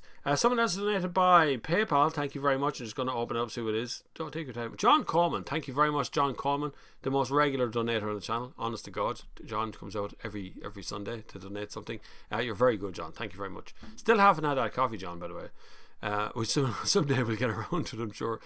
Andy McAfee. MG does, of course, the ZS petrol engines, the EV, and now has a PHEV with decent specs. 260 brake horsepower ish combined over power and 155 miles per gallon ish in a 1.5T petrol unit. That's the MG range, which is now in Ireland, in the Republic of Ireland. I think it's with Frank. Is it Frank Keane that's bringing them in? And I see there's kind of test fleet ones coming out, but I haven't booked into any one of them. I don't know anyone Frank Keane, and it's a dealership thing. Most dealerships don't do press cars in the normal way that we do press cars. So you dodgy insurance things going on. But I will be testing MG cars in the near future. I've already lined up one for the fun of it.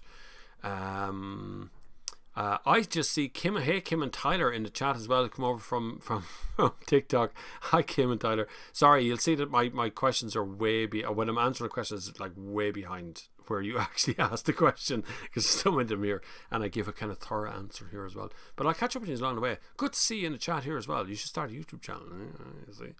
Hey Kim and Tyler's on TikTok and on Instagram. You could follow them there. It's actually funny because Tyler asks Kim a knock joke, but not in the way you expect it.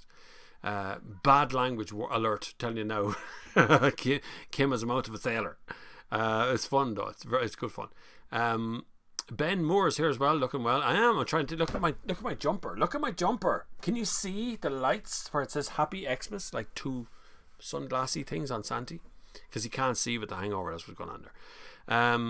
First hydrogen, as Andrew McAfee says, first hydrogen fuel cell bus designed and built in Ballymena. Seems to be a pretty popular one. Big load of hybrids, but they seem to be direct replacement for them in big firms bypassing EV in many cases. Yeah, no, Dublin Bus has ordered some has ordered some hybrids. But the hybrid battery in the Dublin Bus ones is so short, it's almost useless. I don't know why they didn't go electric or hydrogen or something. I just don't get it. There has to be a tax break, or there has to be something in it somewhere that they haven't gone the whole electric route. Either that, or they might be doing what Aircom did years ago, or Airsa, what was it called? Telecom Éireann did years ago, which was when everyone else had changed over to automated systems for answering phones, they were still using the women plugging in and out things, and then they just went to the most modern system, and we still basically use it, and almost the same system now we've used for years. So we might be waiting for the right vehicle to come out. Ben Moore says, I think we need to focus on reducing emissions burnt by electricity stations and factories. They cause way more CO2 than all the cars on the road. Yeah, but cars are an easy target. That's the thing is, so as government departments, this is what happens with Minister for Transport. To get into business, and they're not business people. Okay, so Eamon Ryan is not a person who owns his own business or runs his own business. So he doesn't come from a business background. I would expect him to be. That's not necessarily a criticism, but he's not aware of how business works. So the easiest thing to do is to go after the little person, because attacking cars means you attack the individual person out there, and they pay for the tax. Whereas if you go after factories, you go after someone like Kerrygold, or you go after someone there, and then you start measuring their CO2 emissions, then suddenly that business closes and they go away, and that doesn't work for business. So it's much easier to attack the individual person than it is to attack and to make it sound like you're green, or we're doing this because we reduce emissions and we want to make sure that everyone's okay. But in actual fact, the problem is we are buying too many new things. It really is. We just continually replace the things we have, and that creates its own CO2 emission problems. We create new plastic. We can't recycle half the plastic we have already. But we continue to do it all the time, don't we? So we actually need to do that. But we also need to look at where we are looking at how electricity is produced. On a day like today, where the sun is shining and there's no wind, we're generating no wind power. So I'll see if I can find the link. Actually, there's a link that I use to check on not our air quality. Where is that link for? I do have a link here somewhere that'll take me to look at how we're producing electricity. Air grids. There it is. Hold on, I'm going to show you this. This is what I use at the moment. So this comes from smartgriddashboard.airgrid.com. So this is our average fuel mix. So renewables, 55.16. This is over 24 hours, right? So if we look at a month for a second, let's go back to the month for a second. This takes a while to load them up, but it is there. There we are. So over the month, this is the average fuel mix of system generation. You can see coal is here, 6.12%. Gas is here, 46%. Other is 7. I'm sure that's hamsters or something up peddling on things. Renewables, though, is here is 38% over the month. So you can see that 38.37% on an average month comes from renewable resources in Ireland already through the air grid system. You actually see here that the thermal generation, coal, gas and others, 47.9. That's live. That's pretty much now. And you can actually go into things like system demand, so you can actually see the forecast demand, and you can see it all. Like, if you want to do this yourself, this is from Air Grid Group here, Smart Grid Dashboard. I've used this loads of times just to prove that things aren't as bad as they were. So if you look at energy growth rates, and all, you can literally start digging around in here to find it as it is. But there's a cool system in here, wind generation. You can see today it has gone down all the way down today. But over the month, that's probably not as bad. You can see the wind generation actually gets good in places where it's kind of windy here. Actual wind generation 4,200 megawatts. But today it's kind of right the way down, and it's been down before. So wind is not dependable. Interconnection, this is why I came here, is the interconnection, imports and exports. We have the interconnector, north to south interconnector here in Portlaoise. So that's why I know where that is. But you can have a look at that for yourself. You want to roam about in that and see about what's been generated, how it's been exported. We exported 362 megawatts of electricity, but we imported 663 megawatts. Why we send out half and bring back out, I don't know why. But it comes up all the time. Anyway, says in NI's case, hydrogen producing on site and at depot powered by solar farm. One refuel given around 80 miles more range than required for an entire day should work well in that role until it settles in. Then suddenly it doesn't do the 80 miles more than it's required a day. This is the problem. We're dealing with messing with new stuff. You should look up Land Wind. They make a blatant copy of the Range Rover Evoque. That's true. Yeah, I saw that on Land Wind. I'll do it now because I actually saw that one day here. Land Wind cars. The images. Right, there is. Actually, it's a good picture. Somebody did it already. The Irish Times did it already. Somebody must have wrote that. Hang on, flick over to it. There's the Irish Times. Look, there's the Land Wind. There's the Range Rover Evoque. Like you just can't tell the difference. That's the Land Rover there. That's the Land Wind. Copyright infringement is not in the dictionary over there in China, so you can see it is basically the same car. We can go to their site, I suppose, have a look. No, the next Wikipedia, Range Rover, no websites. I'm sure they export at some point, but anyway, those pictures, you can see the images there. It is just basically a Land Rover Evoque, Range Rover Evoque that they've created, essentially. But that's the copyright thing. That's what they do. Yeah, like if you ever go to a car show, one of the funniest things you ever do at a car show is when they reveal a car. So they have all the covers over the car, and your man's up on the stage going, "This is our best car ever. Definitely the last car we have is crap compared to this car. This is definitely the best car we've ever created. Let me introduce you to the Land Wind."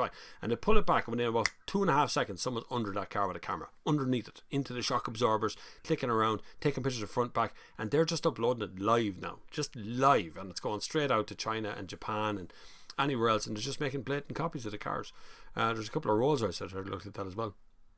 Annie McPhee says Maxus is the current name for SIAC, but put on LDV brand long before China bought out LDV. They use Ford engines and gearboxes from Transit. Rest of the LDVs around Ford parts disintegrated. That doesn't surprise me, in fairness to them. But hardly any car company actually makes all of its own product anymore. There's loads of them now. Like Renault's making engines for Mercedes. So they're all at that thing. They're all messing around with sending stuff out to other companies all the time. And I remember the Meriva VXR. I do remember the Meriva VXR. Why Opel started to dilute its brand very quickly over the years. It started bringing out all kinds of I'll just show you the pictures of that, all kinds of cars without even thinking about it. I don't know why they did that. Look at that. That's the Meriva VXR. Why would you want a VXR Meriva? But it's I suppose if you want a performance small 5-door hatchback for the kids to look like a small van, then you can go no further. But that's car companies. At least they did something different, which is kind of weird, because if you start rooting about what to do right now they have a thing that fits into every category, and in those categories certain cars sells, and then they get rid of the car. So cars tumble in. If it doesn't sell, it gets disappeared off the list, and that's what they've been doing all the time now. It's just continually recycling what's in that list. Buy an Altea free track if you want your wife and kids to this banjo. Yeah, they are rough looking, I have to say. And I've seen that plastic bumper thing before on sale. They've done it, like I've seen a few taxis down in Barcelona. You see loads of them around. And the only reason LDV existed then was because of Royal Mail. Yeah, and on Pust here as well, bought a pile of those LDV yokes. But I don't see much of them anymore, so I think they just fell apart slowly but surely. Adam says, Bob, I sent you a direct message on Instagram. Please get back to me when you're available. What? Right now? In the middle of a live stream? I'll have a look at it though, Adam. I will have a look right now in a second. The direct message thing doesn't work so well on Instagram, because it goes into this stuff that sits around looking at you as if you're supposed to be there. I don't see a direct message, Adam. So you didn't assure direct message to the right person. Ben Moore, I think it was the coolest thing ever when it had the Meriva and the Zafira. Zafira X, the VXR one, actually looked good. I think that looked good. And as I think the same for the Ford S-Max? The Ford S-Max one, that looks kind of good as well. Let's have a look at the Meriva Zafira VXR, which is cut there. So that's the VXR, that one. I think that looks good. For a 7-seat, that looks fine. Back is just normal. You see, it's got twin exhaust pipes on the back of it. Really, it's just put a big engine into the car. That's what they really did. Didn't do a whole lot more to it. But there was a few of them around at the time that actually looked okay. And I think the Ford S-Max looked good too. Ford S-Max, the original one. Did they? Look, I knew there'd be one. I knew if I typed RS behind it, I would find one. Look at the Galaxy. They put a windscreen wiper in the middle of it. Imagine that racing. Wouldn't that be gas if you seen that going down? Look, that's a drag strip. Like, it's crazy. There is someone's after doing a render of one as well, and then there's just a standard X Max from 2020. But that's the one I actually like. This one I think is good. See, with the little air vent around the back wheel and stuff, and the titanium wheels. I think that looks deadly. That looks super cool. And these are 7-seats, lads. Whatever happened to car modifications? Why don't people modify cars anymore? Are you mad? Those are amazing looking yokes.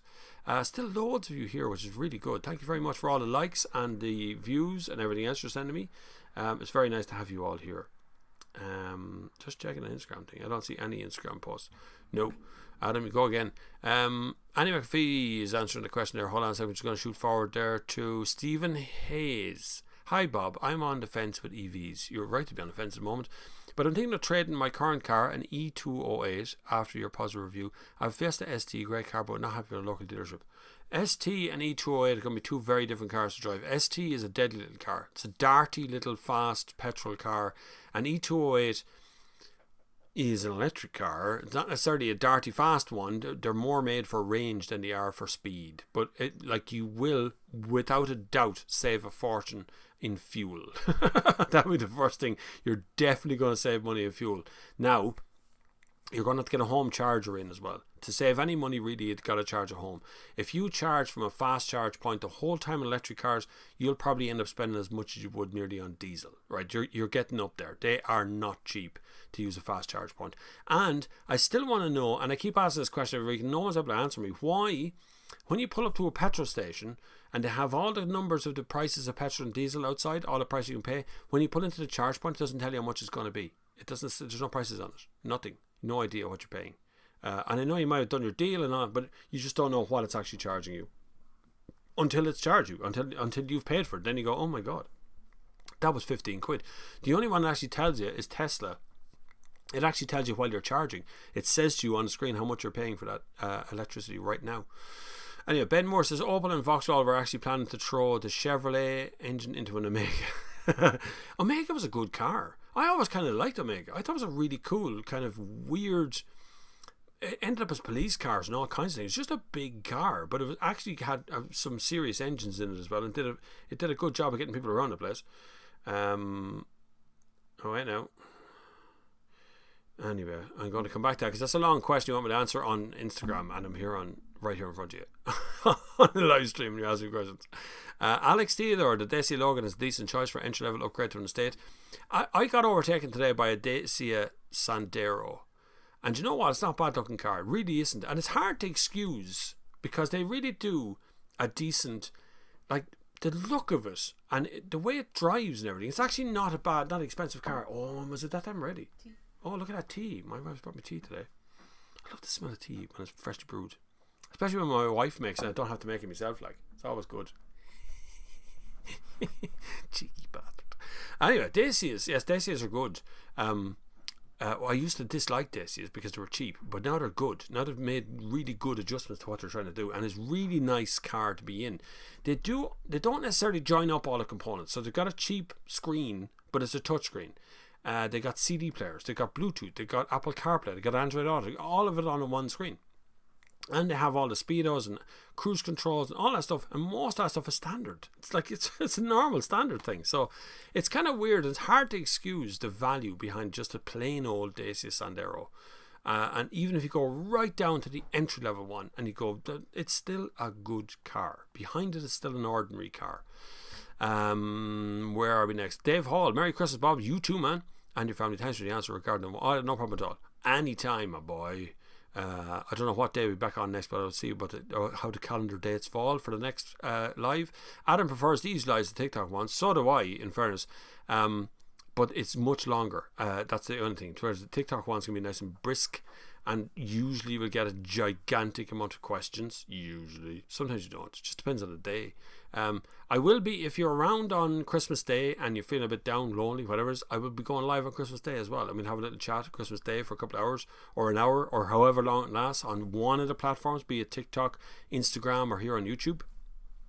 And you can join in with that chat if you want to. You've got nothing better to be doing, as most people don't. Or if you're just on your own this Christmas, I'm going to try and keep people company and keep spirits up and keep everything going, because I know it's such a weird year this year, and it's not going to get any less weird. I think it's going to get weirder. I think people are going to be a little bit strained over the next few weeks, as we have spent a long time at home with families, or possibly a long time at home on your own. And you start to irritate one another. You start to get under each other's feet, and now we have Christmas thrown in on top of that, where you do get under people's feet, because immediately, of course, you're always thinking about cooking something or drinking something, and you know, then you have the problem of alcohol mixing with all that as well. So between all those things, it becomes a very difficult time of the year. So I hope I've requested a pile of other people on TikTok to go live as well, including Hey Kim and Tyler and all the rest, and they're all going to do some sort of a live over that time, whether it be Christmas Eve, Christmas Day, or Stephen's Day. And if you are a creator on your platform, you kind of owe it to your fans, and you owe it to the people around you and the followers you have who follows you all year, to at least give them a little bit of time during one of those 3 days, just an hour, and just check in on people and see how they are. So if you can create, then do create. Anyway, Fee says Dublin Bus will probably be the Gemini 3 Micro Hybrid. It's more assistance to lower emissions rather than typical hybrid, which you basically don't get on buses to spend years around town. Yeah, well, I'd like to see Dublin Bus do something a little bit different, rather than to be sitting there looking at another version of ICE engine being powered by some sort of hydrogen yoke or hybrid yoke, rather than really taking a plunge and doing something unique, even unique within Europe. Why can't we be the forefront, the leader sometime in the future of what moves we make in Europe? We should be a leader at this point. According to the statistics, this is second best quality of life on earth is Ireland. Isn't that crazy? It doesn't seem that way. They also put small hydrogen order in the ones to loan to trial. Okay. Someone's asking about uptime. Don't know what that means. Good job, Bob from Sweden. Hello, Rolly from Sweden. All renewable resources won't be reliable over a larger scale. That's what I'm thinking. That's my thinking, basically, is we can make these renewable things work for a small country like Ireland to some degree, but there'll be a point where that small country will become so big and heavy on the amount of effort to put into it that I'm not sure it's going to be reliable over that time. Not as secure and safe as we always have been. Oh my God, that tea is lovely. Mommy makes nice tea. My wife, but I call her Mommy, with the kids around. Tell Daddy, and she calls me Daddy as well. So it's kind of weird that way, but that's where parents are. Do engines with larger displacement help you maintain current speed on downhills versus smaller turbo engine? On downhills, no. If you're in gear going downhills, essentially in a modern engine, essentially you're not using any fuel. The car is running under its own kind of kinetic energy. Kinetic might not be the right word, but essentially because it's going downhill, there's no fuel being used, and it doesn't matter what the engine is. They're all going to be basically the same if it's a modern one. Bigger engines maintain a cruise speed easier because it's a bigger engine. The compression, because of the weight of the engine, the compression is better. And so you can get better compression with every cycle, and that compression creates better explosions, and the better explosion means more fuel efficiency. So bigger engines can actually be more fuel efficient over time, over long distance, and particularly at motorway speeds. The bigger the engine, the more efficient it is on motorways.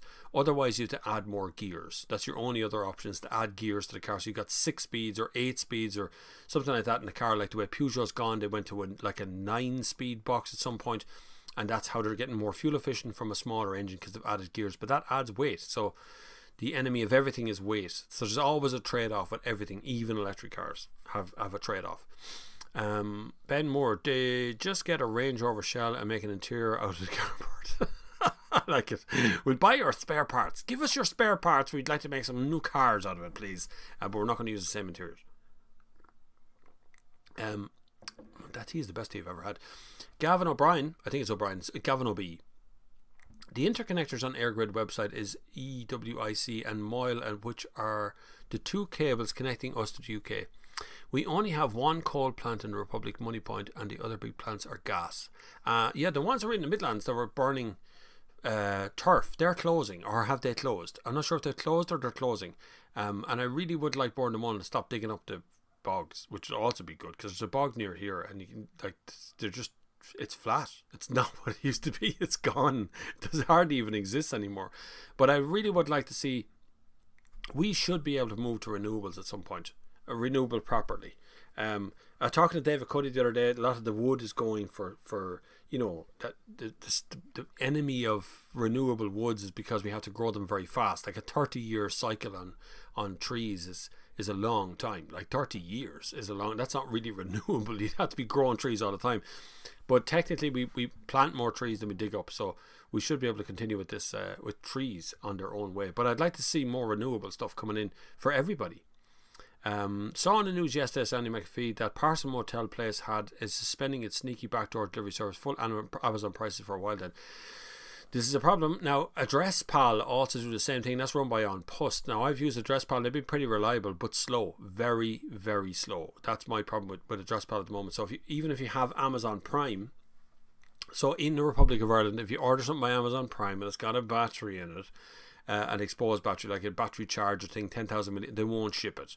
You ship it by AddressPal. So you're shipping to an address in the UK, and the address in the UK is bringing it to you. So that's another cheat around the edge. But a Parson Motel they're all over. Like there's Parson Motel places here in Portlaoise you can pick up from, up there in the Downies. And I used them for a while, but it's like, you're still not sure what you're going to get. And it's still going to be a bit weird, and things take a while, and you get a picture, a scan of yoke, and still doesn't come anywhere, It's kind of weird. Gavin O'Brien, any idea if the Patreon or YouTube is better for the monthly donation? Patreon is the best one. Because I get the biggest cut, so the most amount of money comes to me from Patreon. YouTube take quite a considerable cut out of it, so I think it's 40 cents in every euro is what Patreon or what YouTube take, which is quite a lot. Considering that YouTube it's free money. Essentially, channel subscriptions, YouTube don't actually have to do anything. It's me that has to do everything for the channel subscriptions. So Patreon take a much smaller cut than that. I can't remember what Patreon's is, but it's a hell of a lot less. Or you can just do PayPal, which is just a straight up amount of money. But if you want to do Patreon, is the best one to get the most money into the kitty. Henry Stone, Merry Christmas. Hope you've had a nice week. I have. There've been lots of goodies and sweets. I know I'm putting on weight as well. It's not good, lads. This time of the year is just not good. Not good for the head. It'd kill you. The amount of sweets and things that are hanging around the place, like, oh my god, I have to stop eating. And tonight we're having a chicken dinner. We're going to have chicken for no reason, just because we want to practice for Christmas. But we will be having turkey and ham. We do the whole thing. And I don't know about your Christmas tradition. Ours is a side of salmon for dinner on Christmas Eve, which I believe is a kind of Northern European thing. Automotive says over 160 watch, only 85 likes. What's the story with the likes? I can't see how many likes I have. Oh yeah, 89 likes. Yeah, what's going on with the 89 likes? You have to like the page and share the post and all them things you're supposed to do. Robbie K says, Merry Christmas when the time comes, Bob. I hope you have a good lovely time. I will have a lovely time. I'm going to take a day off after Christmas Day. I'm taking Stephen's Day off from doing any posting or live chats or TikToks or Instagram posts. Right, and I'm just going to literally turn off the phone and put it in a drawer somewhere and just leave it there. Just for a day, just a day out of it, because it will eventually wreck your head. And as I said, I have someone who has a real problem, who is very negative and has turned very negative, and not just on me, but the people around me as well, which doesn't help, because most of the people are quite innocent. He's on TikTok. His name is Richard. After that, I don't know anything about the guy.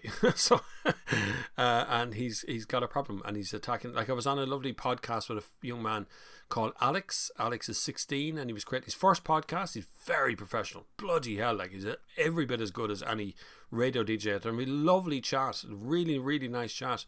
And then Richard decided to attack him as well through TikTok and tagging him in posts and telling him what to do and not to be advising people to come on to things and all that stuff. And this guy's only 16, like, he's only a kid. And I hate to dismiss people who are 16, but he's quite young, and this man's an old man. So if anybody can stop him, it would be brilliant.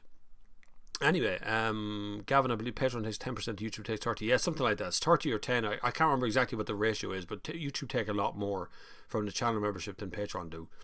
Eric Rochard, will you get to take a break over Christmas? Yes, I did. Yeah, I got to take at least Stephen's Day off, and maybe the next day, and just put my feet up and put away the phone. The phone, this thing, is the biggest distraction in the entire world. It's so easy to open a platform like TikTok or Instagram and go stories or whatever it is, and like that, you're just going ding, ding, ding, ding, over and over and over again constantly. It's really weird, and it's so easy to get into that realm and not be able to get back out again. And then, as a creator, you always feel like you need to feed the monster, feed the beast. You know, you keep continuously trying to feed the beast all the time. And because TikTok now is so big, that like 70,000 followers on it, that you need to actually do something every day to keep people coming back to the page and doing stuff. So it's very easy to get caught up in that. So I am going to be taking at least a single day off for sure. Adam, here in the UK, diesel is road tax free on certain cars. If diesel is worse on the emissions, how does that make sense? It makes no sense. The European Union has been encouraging diesel sales and diesel cars for some time. We give a tax break here on buying a diesel. We give a tax break on buying diesel for a company. You can claim the VAT back on buying the fuel for your cars if you're a business user. There's so many benefits to having a diesel for business users, and it's business users that generate the market. So in 2 or 3 years' time, you buy a used car that was probably the owner's used car, a BMW 6 Series, a 640D, or a 5 Series. All those cars are company cars, and they get recycled back out into the system, and an ordinary user buys it, but they only buy it because a business user was buying it to write the tax off. There was a period where mad people who actually were in charge of car manufacturers were bonkers cars like VXR, Zafira, ST220, the Mondeo. I love that thing. Hang on, I have to look that up. Ford made some great cars. Mondeo ST. No, ST220. The older one. It's the older one I want. That's the baby there. That's the baby. That's the one we're looking for. That's what we're after. Cut. There we go. That is the ST220. Isn't that just a phenomenal looking yoke? Just as a normal... That is a normal saloon car, and if you look at the estate one, it just gets better all the time. Like, this is even called car porn. Look, somewhere there in the corner. JM reckons it's forgotten Ford, but It is an awesome looking machine, and like that was really quick. That was a properly fast car. That really did work. Like, it's definitely worth looking into. One, they'd be collector's items, but I doubt there's any of them left. At this stage, I say they're all destroyed. But Ford made, I mean, looking back at Cosworth connection that Ford had, they made some awesome cars. They just lost their nerve, and then lost money, and then infighting within the company between Ford UK, Ford Europe, and Ford US. The three of those just seemed to fall out over the years. And then Ford down in Australia had a conniption as well. So between the whole lot of them, it's like crazy amount of money that was taken. Where are we now? Dynamic frame. There we are. JV. There was an Omega prototype with a Corvette V8 in it. We'll have to look that one up now. Oh man, love this. Omega. I won't put it in Vauxhall or Opel. I'll just put it in that way. Omega with V8. Try Omega V8. See if that comes up. Yeah, there it is. Corvette powered. We're good. We got a picture. There is a Corvette powered Opel Omega. Serious looking machine, isn't it, the Opel Omega? I actually kind of like the normal one. See this kind of bogo standard grey with the ordinary sort of crap plastic wheels. I have great respect for that car because it's a great car. But look at this V8 on the back of that one, and there's the engine itself, the Corvette powered engine.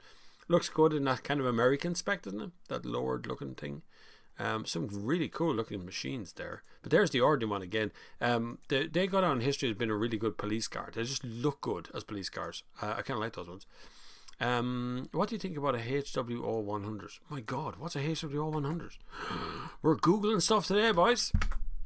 You lads are going up with all sorts of things. I don't know what that is, because it's not going. That's going up with an asthmatic hydro whirl. I don't know what that is. It's not coming up for me. Yes, I do remember the Monaro VXR. I also remember driving that out in New Zealand. When I lived there was a Monaro VXR. There was a pickup truck version of that as well. I know it's called Monaro. There it is there. That is just an awesome looking machine. Look at that thing. That is just deadly. Particularly in those weird colours. But isn't there a pickup version of that car? A Ute, like? What was it called though? I drove it out in New Zealand. Yeah, there we are. That's the one. That's the one. A mate of mine who out in New Zealand had a carpentry business, and that was his car. That was his car as a carpenter. Can you imagine that? Going up the road at you from a carpenter. That's what he bought though. That's what he had as his car for carpentry. What a job, like. Absolutely crazy looking stuff, isn't it? Just like a brilliant car. They're all gone, of course. That's all gone as well. All those kind of Utes and pickup trucks and Holden Commodores. Would that be the ones you had? There was a Commodore as well. John L. D-E-N Commodore. Holden Commodore Ute. That was another one that was out in New Zealand and Australia. There you go. Same sort of a thing. They like their Utes out there, but that's another version of the same thing with that yoke there. The lowered back suspension. Just amazing looking yokes, aren't they? Just like useless because they don't go around corners. Because there's no weight over the back wheel, so you just drift everywhere. It's like a very weird thing. Where are we? Bob, can you unblock me on TikTok? I said something bold a while back and I'm sorry. Brian, what'd you say? You're blocked on TikTok? Of course I will. To find you on TikTok, the block list on TikTok is actually quite short. It just contains a guy called Richard. That's really it. But yes, I'll go in there. What's your username? Put up your username on the screen and I'll unblock you for sure. It's quite hard to go into this thing. Go into privacy, blocked accounts. See, there's so much action on TikTok. You just don't know who the hell you're supposed to be blocking, who you're unblocking. It can be hectic, and I mean really properly mad on people's heads. I feel sorry for young people. If you've got kids and you're leaving them on TikTok, be really careful, lads. I really mean that. A lot of you guys are mature fathers in here and mature adults in here. Just be really careful, because I've been on TikTok long enough to see a lot of what it has to offer, and it can be really weird, really strange, and mind warping stuff. So be careful of that one. But otherwise, it's a very, very pleasant place to hang out. People are very nice. I've physically met people from TikTok, which are very pleasant people to go on. Patrick Waltz says, locked myself out, Bob. Had to ask my housemates to drive an hour back to Cork. I can remember one day being at home here. My wife went to work with my keys for the house. So I was locked in, not out. I couldn't get out of the house. And you think like you can just get out through another door, but actually no, you can't. It's not quite that straightforward. Because we fences and stuff around the place. So you're locked. If you go out in the backyard, you're locked in the backyard. You can't get out of that one either. So a very convoluted way my wife had to come back with the keys to let me out of the house. But she'd also taken my car keys, so I couldn't even go outside to get the car to go up and get her, so she'd come back and do that as well. But yeah, locking yourself out of the house is a difficult thing. When I was younger, I locked myself out of a Nissan Micra, K10, I think it was. I can't remember what it was. But back then you were able to bend the top of the door out, so you could get your hand in or on the side to pop the thing. You just do it with a clothesline, coat hanger. Easy. Rolly and BMW have approved in all their cars. Is that right? BMW have approved it in all their cars. Did I miss the first half of what you're saying there? Oh, HWO100. This is something to do with BMW. I don't even know what HWO100 is. I can't. It's not Googling for me, so I don't know what that is. Thomas Heiler, great show today, Bob. Thanks. Terrific idea about the content for holidays. Hope you and yours have a wonderful Christmas. Happy New Year, as always. Faithful in New Orleans. Thanks, Thomas, for dropping in. We will continue to support people whenever they need. My DMs are open for anybody. So if you want to come onto one of the platforms and DM me and you need something, or you just need to vent, as a lot of people do, they vent. You can come on and vent all your way, whatever you like, and I will read everybody's DM. I won't respond to everybody's DM, so don't. I got flooded on Instagram a couple of times, and it became a problem that I had to just turn it off. So it just became, I just couldn't keep up. It was hundreds a day, and I couldn't keep up with it. So I didn't. But if you need me, then I'm around, and I do watch the Facebook posts as well. If you want to get into Facebook at any point, Sunday Service Community on Facebook is actually there and healthily running along perfectly as it was all along. Ben Moore, look up on OpelOmega-V8.com. What? An Omega Estate meant to be a mobile workstation, but it has a V8. OpelOmega-V8.com. Hold on a second.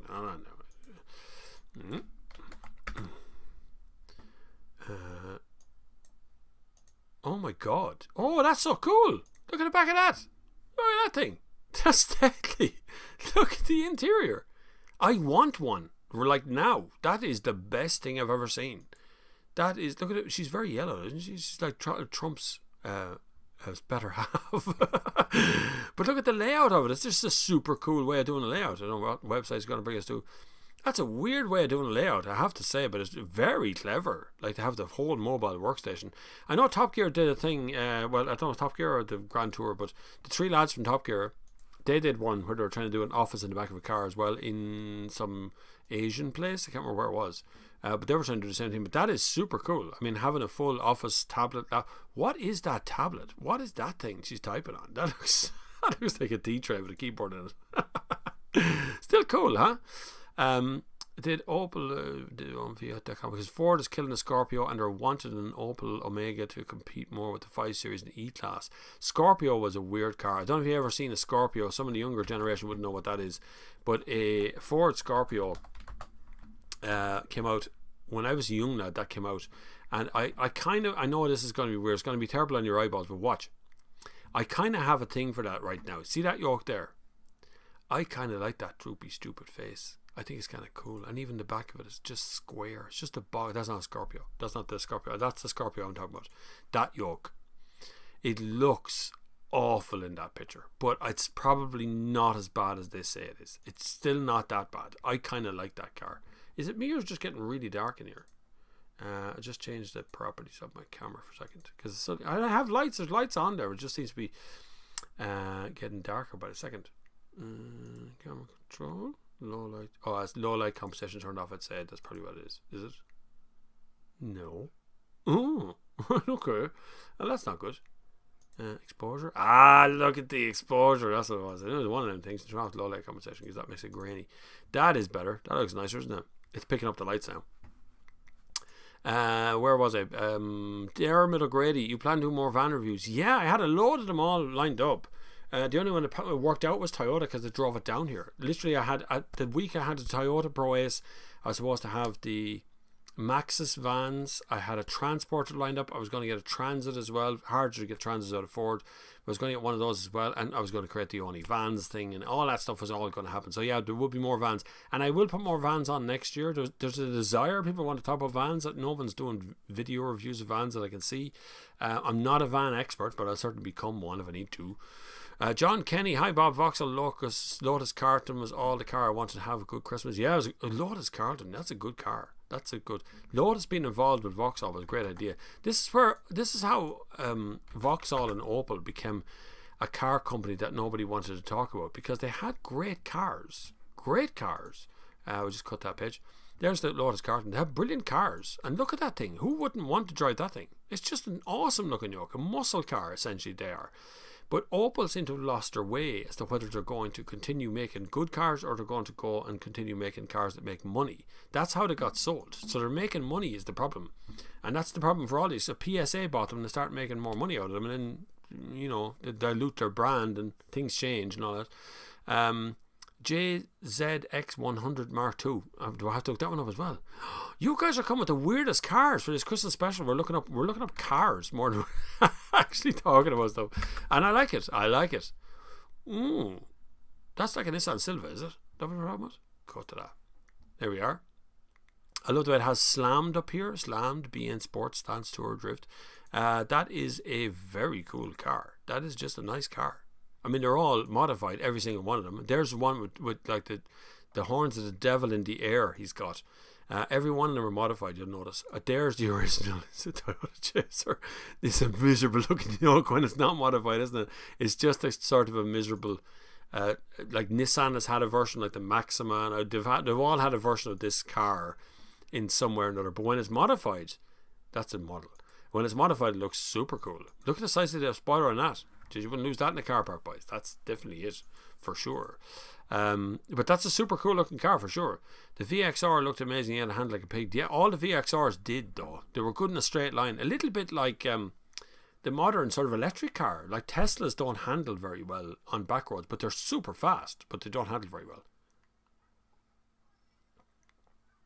Rover SD1. Now, that's a car I know well. My neighbour, when I was a young lad, had a Rover SD1, and it was permanently broke down. And I don't mean that. I mean that in the nicest possible way. The guy was constantly messing with the car. Constantly. That's an SD1, in case you're wondering what it is. Look at that thing. Not a single shut line on that car actually matches up. It was built by the clinically insane, I think. But they're total collector's item these days. These 3.5, look at that, sold to France things. These gems with class. I wonder what that went for. Can we get a price on that now? Will it come up? No price to see what it was sold at. But look at that thing. It is an awesome looking machine. But you wouldn't buy that now to drive it on a regular basis. It just probably wouldn't go. But they look great. They were used on TV shows. Lots of TV shows had them. There's a variant you don't often see with the 4 headlights on it. And then, of course, there were police cars as well over the years. But those kind of cars don't come up for sale very often. When they do, they go for big money. For sure, big money. But that, remember my neighbour, he had a Rover Princess. Do you remember the Rover Princess? Which looks a bit like that SD1. That was just broke. From day one, when he drove it home, the car was broken and stayed essentially broken the whole time. Now, I was only a kid. Mr. Bergen was his name. We'd go by his shop the whole time. It was just this lovely Rover down the side of it. And it was a lovely looking thing. But then he'd go and he'd have to get the car replaced. So he decided he was going to buy another one. My father goes, he's not going to, not a Rover. It'd be terrible. He bought a Rover SD1. And that was broken the whole time as well. So he drove it a bit. It sounded great. The engine was okay, but all the electrics would go wrong and the radios wouldn't work, and there was all kinds of problems with electric stuff, and some days it wouldn't start. Ben Moore says Holden are completely dead now. Yeah, gone completely. Yeah, Australian car industry's gone essentially, and they were proper car nuts, Australians. Which is a shame because the Australians really, really love their cars. Look at Mad Max and all those things come out of the car love out there. Mark 1 RS, a lovely car, great engine too. Correct. I forget what I said. It was around the time. But Bob Brian Shaw 1. Right, okay, hold on, we'll look you up.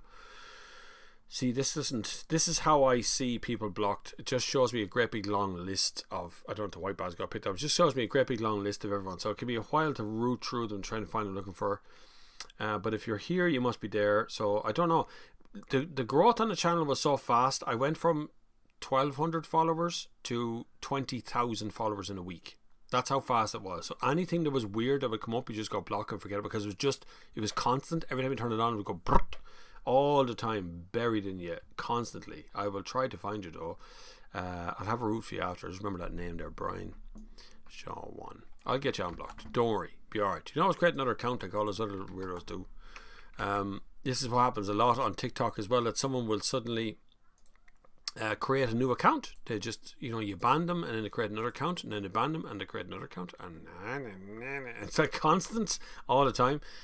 TikTok allow people to create as many accounts as they want, one after the other all the time, and it's like, why are you letting them do this? Anyway, it doesn't matter, it'll be fine. Where are we now? Oh, Stephen Hayes. Like my Mark 8 ST, but Mark 7 are plentiful, great car to mod. Ben Moore says you should see the Mark 1 Corsa or Vauxhall Nova. The Vauxhall Novas were a brilliant one. I used to get a lift to work with a woman when I used to work in Newbridge, and I lived in Kildare with my mother. This woman, every single morning, I worked in what's it called? Pfizer it's called now, but it was Wyatt at the time. And we used to get a lift to this woman in one of these in a Nova, and actually like this kind of Nova, just a plain normal 1.2 Nova, and she was very nice, but the smell out of the car, lads, would absolutely break you in half. You'd have to just get in. You have to wait for your body, your nose to get used to it. You know what I kind of smell? But initially when you open the door and you get in, you go, oh my God, this is awful. But I couldn't afford a car. I was just to come back from New Zealand. I had no money. I had nothing with me. We'd spent all our money when we came back. And I was building up enough money to buy my own car. But I had to get lifted to her every once in a while, every week, once a week, or 5 days a week. I'd go in this car. Then another guy gave me, jeez, look at that. That's not a Nova. That's an Astra. It's never the state. Another guy gave me a lift then every once in a while, and he gave me a lift in a car that wasn't so smelly. But that woman was like smell central. It was great crack. She's a lovely person, but it was just an awful thing to do. Where are we next? Raymond Grace. Afternoon, Bob. Happy Christmas, one and all. Come on, Raymond. You're very late, Raymond. Where have you been? What have you been doing? Sorry, Bob. I misspelled biodiesel. HVO. All right, we're at this HVO thing, was it? Where was that? Back up there, somewhere, was it?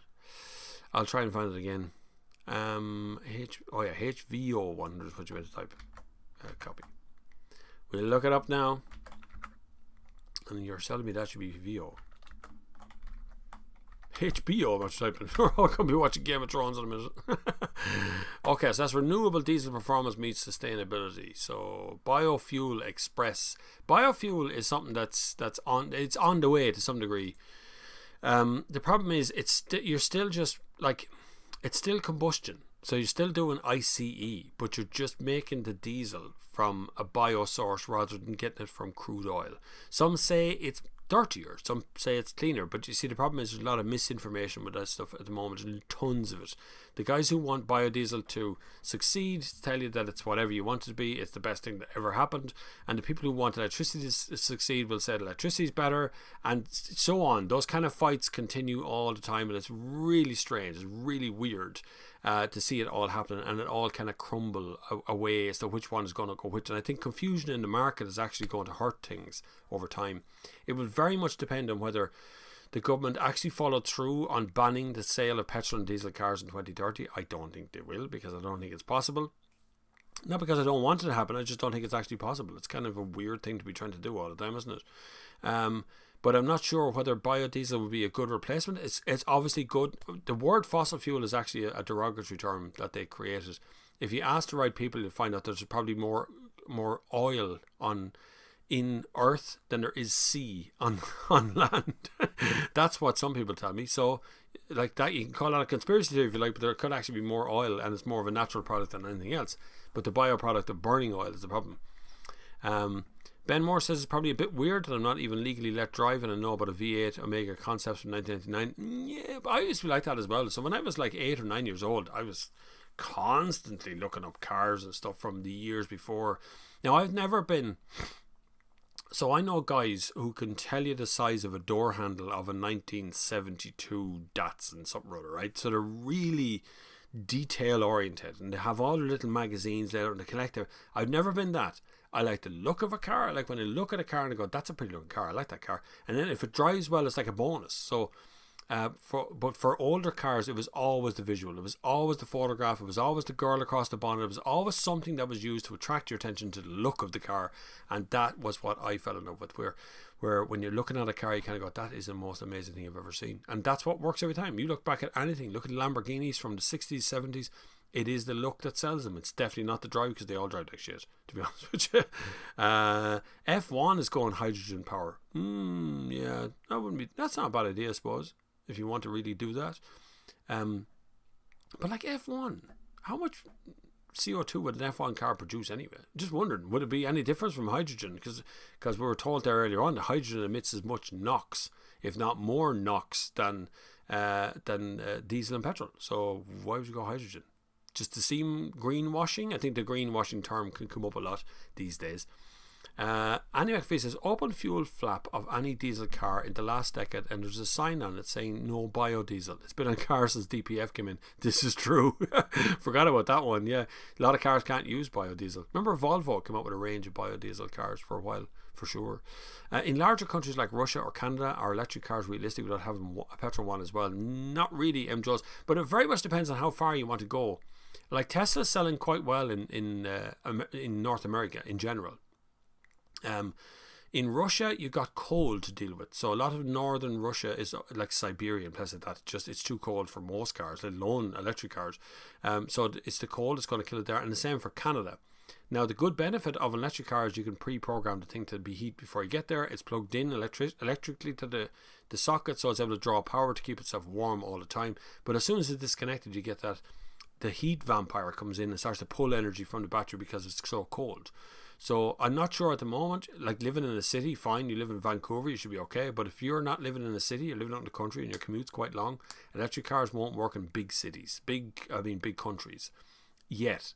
That's not to say it's not possible, because look at that man Bjorn, who keeps being thrown on. Every time an electric car is reviewed by anybody else, everyone goes, you need to go and look at Bjorn. He drives 1,000 bleeding kilometres up and down his motorway and it seems fantastic. That's his niche. You should go off and watch him if you like him that much. Eric Rocher, thanks for all the Sunday service over the year, Bob. Great way to spend a few hours on a Sunday. Always makes an effort to see what's on screen, of course. Happy Christmas. Thank you very much. Get some downtime. Thank you, Eric Rocher. Your support is endless, lads. And I really do mean that. I never take it for granted that you guys exist. That I know some of you. I've met some of you over the years. Like we've conversed on telephones, and we I don't take any of that for granted. But I need to keep the channel pushed forward as much as possible, because there's more people in the pool now. So to keep it as my job. This is actually my job. Like this, I know it sounds weird, and it's very hard to explain when someone says, "What do you do for a living?" And you call him a self-employed YouTuber. It doesn't make any sense, like, to think about that in Ireland, especially my age. But this is actually my job, so I have to keep everything going forward. Like it's impossible to sit still on anything. So your support is endless amount of support that is out there, and it's been absolutely phenomenal over the year. It's given me the chance to make content that I like. It's also given me a chance to try and criticize the car companies in a way that no one else seems to be able to do, and it means a huge amount. So thank you very much for your support over all of the year. It's been an awesome year. I know it's been the weirdest year we've all been through. It's been very strange. We've had lockdowns and social distancing and masks and stuff. We all look like we're wearing the burqa thing now. All the thing, that kind of hats on and mask over here. We all look like that now. So it's very strange and a very weird year. And it's been very hard mentally for everybody, even me. It's been very hard this year. And particularly because I got a phenomenal amount of attention the last few weeks, coming from TikTok and coming from all these places where huge amount of pressure put on from outside, and that's been a very strange thing. But your support is absolutely paramount to the channel surviving and going forward at all times. So I don't doubt everybody does what they have to do to survive, but as I said, this is my job, and I try and make it the best job I possibly can, and the most fun job I possibly can. It's the most fun job in the world, but it'd be meaningless without the fans, and that's what I'm here for, is the thank you for the Christmas message to everybody. And the amount of time and effort you put into watching the videos and commenting on the videos and sharing the videos and hanging around the Sunday Service Facebook page is absolutely brilliant. You've been absolutely phenomenal over the year, and thank you to every one of you who have subscribed over the last while. We're nearly at 60,000 followers now on YouTube, and it's been an awesome climb to keep up to that level. So thank you very much to everybody who's come along today again. I will be back over the Christmas period. I will go live on Christmas Day if you want to join. I think that's next Friday, is it? 5 days now on your Christmas Day. So I will go live on that as well. If you want to join in on any of the platforms, I'll do a dual live, at least dual, if not triple live, including Instagram. And that's about keeping people's heads straight. Okay, that's about getting you the lonely, the people. Maybe you know somebody who would be interested just coming in and listen like a radio show. On another little note as well, on Stephen's Day at 11 a.m. I'm on Radio 1. We're talking about Junction, Barack Obama Plaza. So I'm on that as well. You find me there on Stephen's Day, but that's recorded, it's done already, that's finished, and that's going out on Stephen's Day. So there's tons and tons of things to watch over the time. I'll put up more videos every few days. I'll put up something else for you to watch as well if you want to join in at some point. And there is a comedy kind of Christmas, a proper comedy thing coming out with Irish Jesus and Fabu G and myself. We filmed the Okamon Strevin the other day with the cars and the BMWs. It's funny. Check out Fabu D's channel. I'm actually on it dressed as Santa in the middle of that if you want, on TikTok. But whatever happens over the next few weeks, the next few days, whether we go back into lockdown or whatever, my DMs are open. You're not alone. You're not on your own. Please reach out to someone out there if you need somebody. Listen in, pay attention, get off the news. Get off the news and stop listening to the depression crap that's on News Talk and all that stuff, which is constant negative shite. Come where it's nice and positive and pay attention. As I say, find me on Instagram or find me anywhere you want and just chat away. We'll have a talk and we'll see how we get on. But if you need something, I'm always around for you. Thank you very much for everything you've done this year. This is, of course, the end of the Christmas special. We're coming to the very end of it. Everybody have the best Christmas you can possibly have. And don't be alone and don't feel lonely out there. It's not the worst year we've ever had. Things will get back to normal eventually. Just given time, we'll find a new normal, or we'll find the old normal, and we'll find something to do, and eventually be able to step back on a plane and go somewhere for a holiday. It'll be lovely. The very, very, very merriest of Christmas to everyone. I hope Santa brings you everything you put on your little Santa list and more. May you get a surprise as well while you're there. Hopefully one is to win the lotto or the Euro Millions or something. But whatever happens, until the next time, I will see you on the far side. Look after yourselves. See you later on.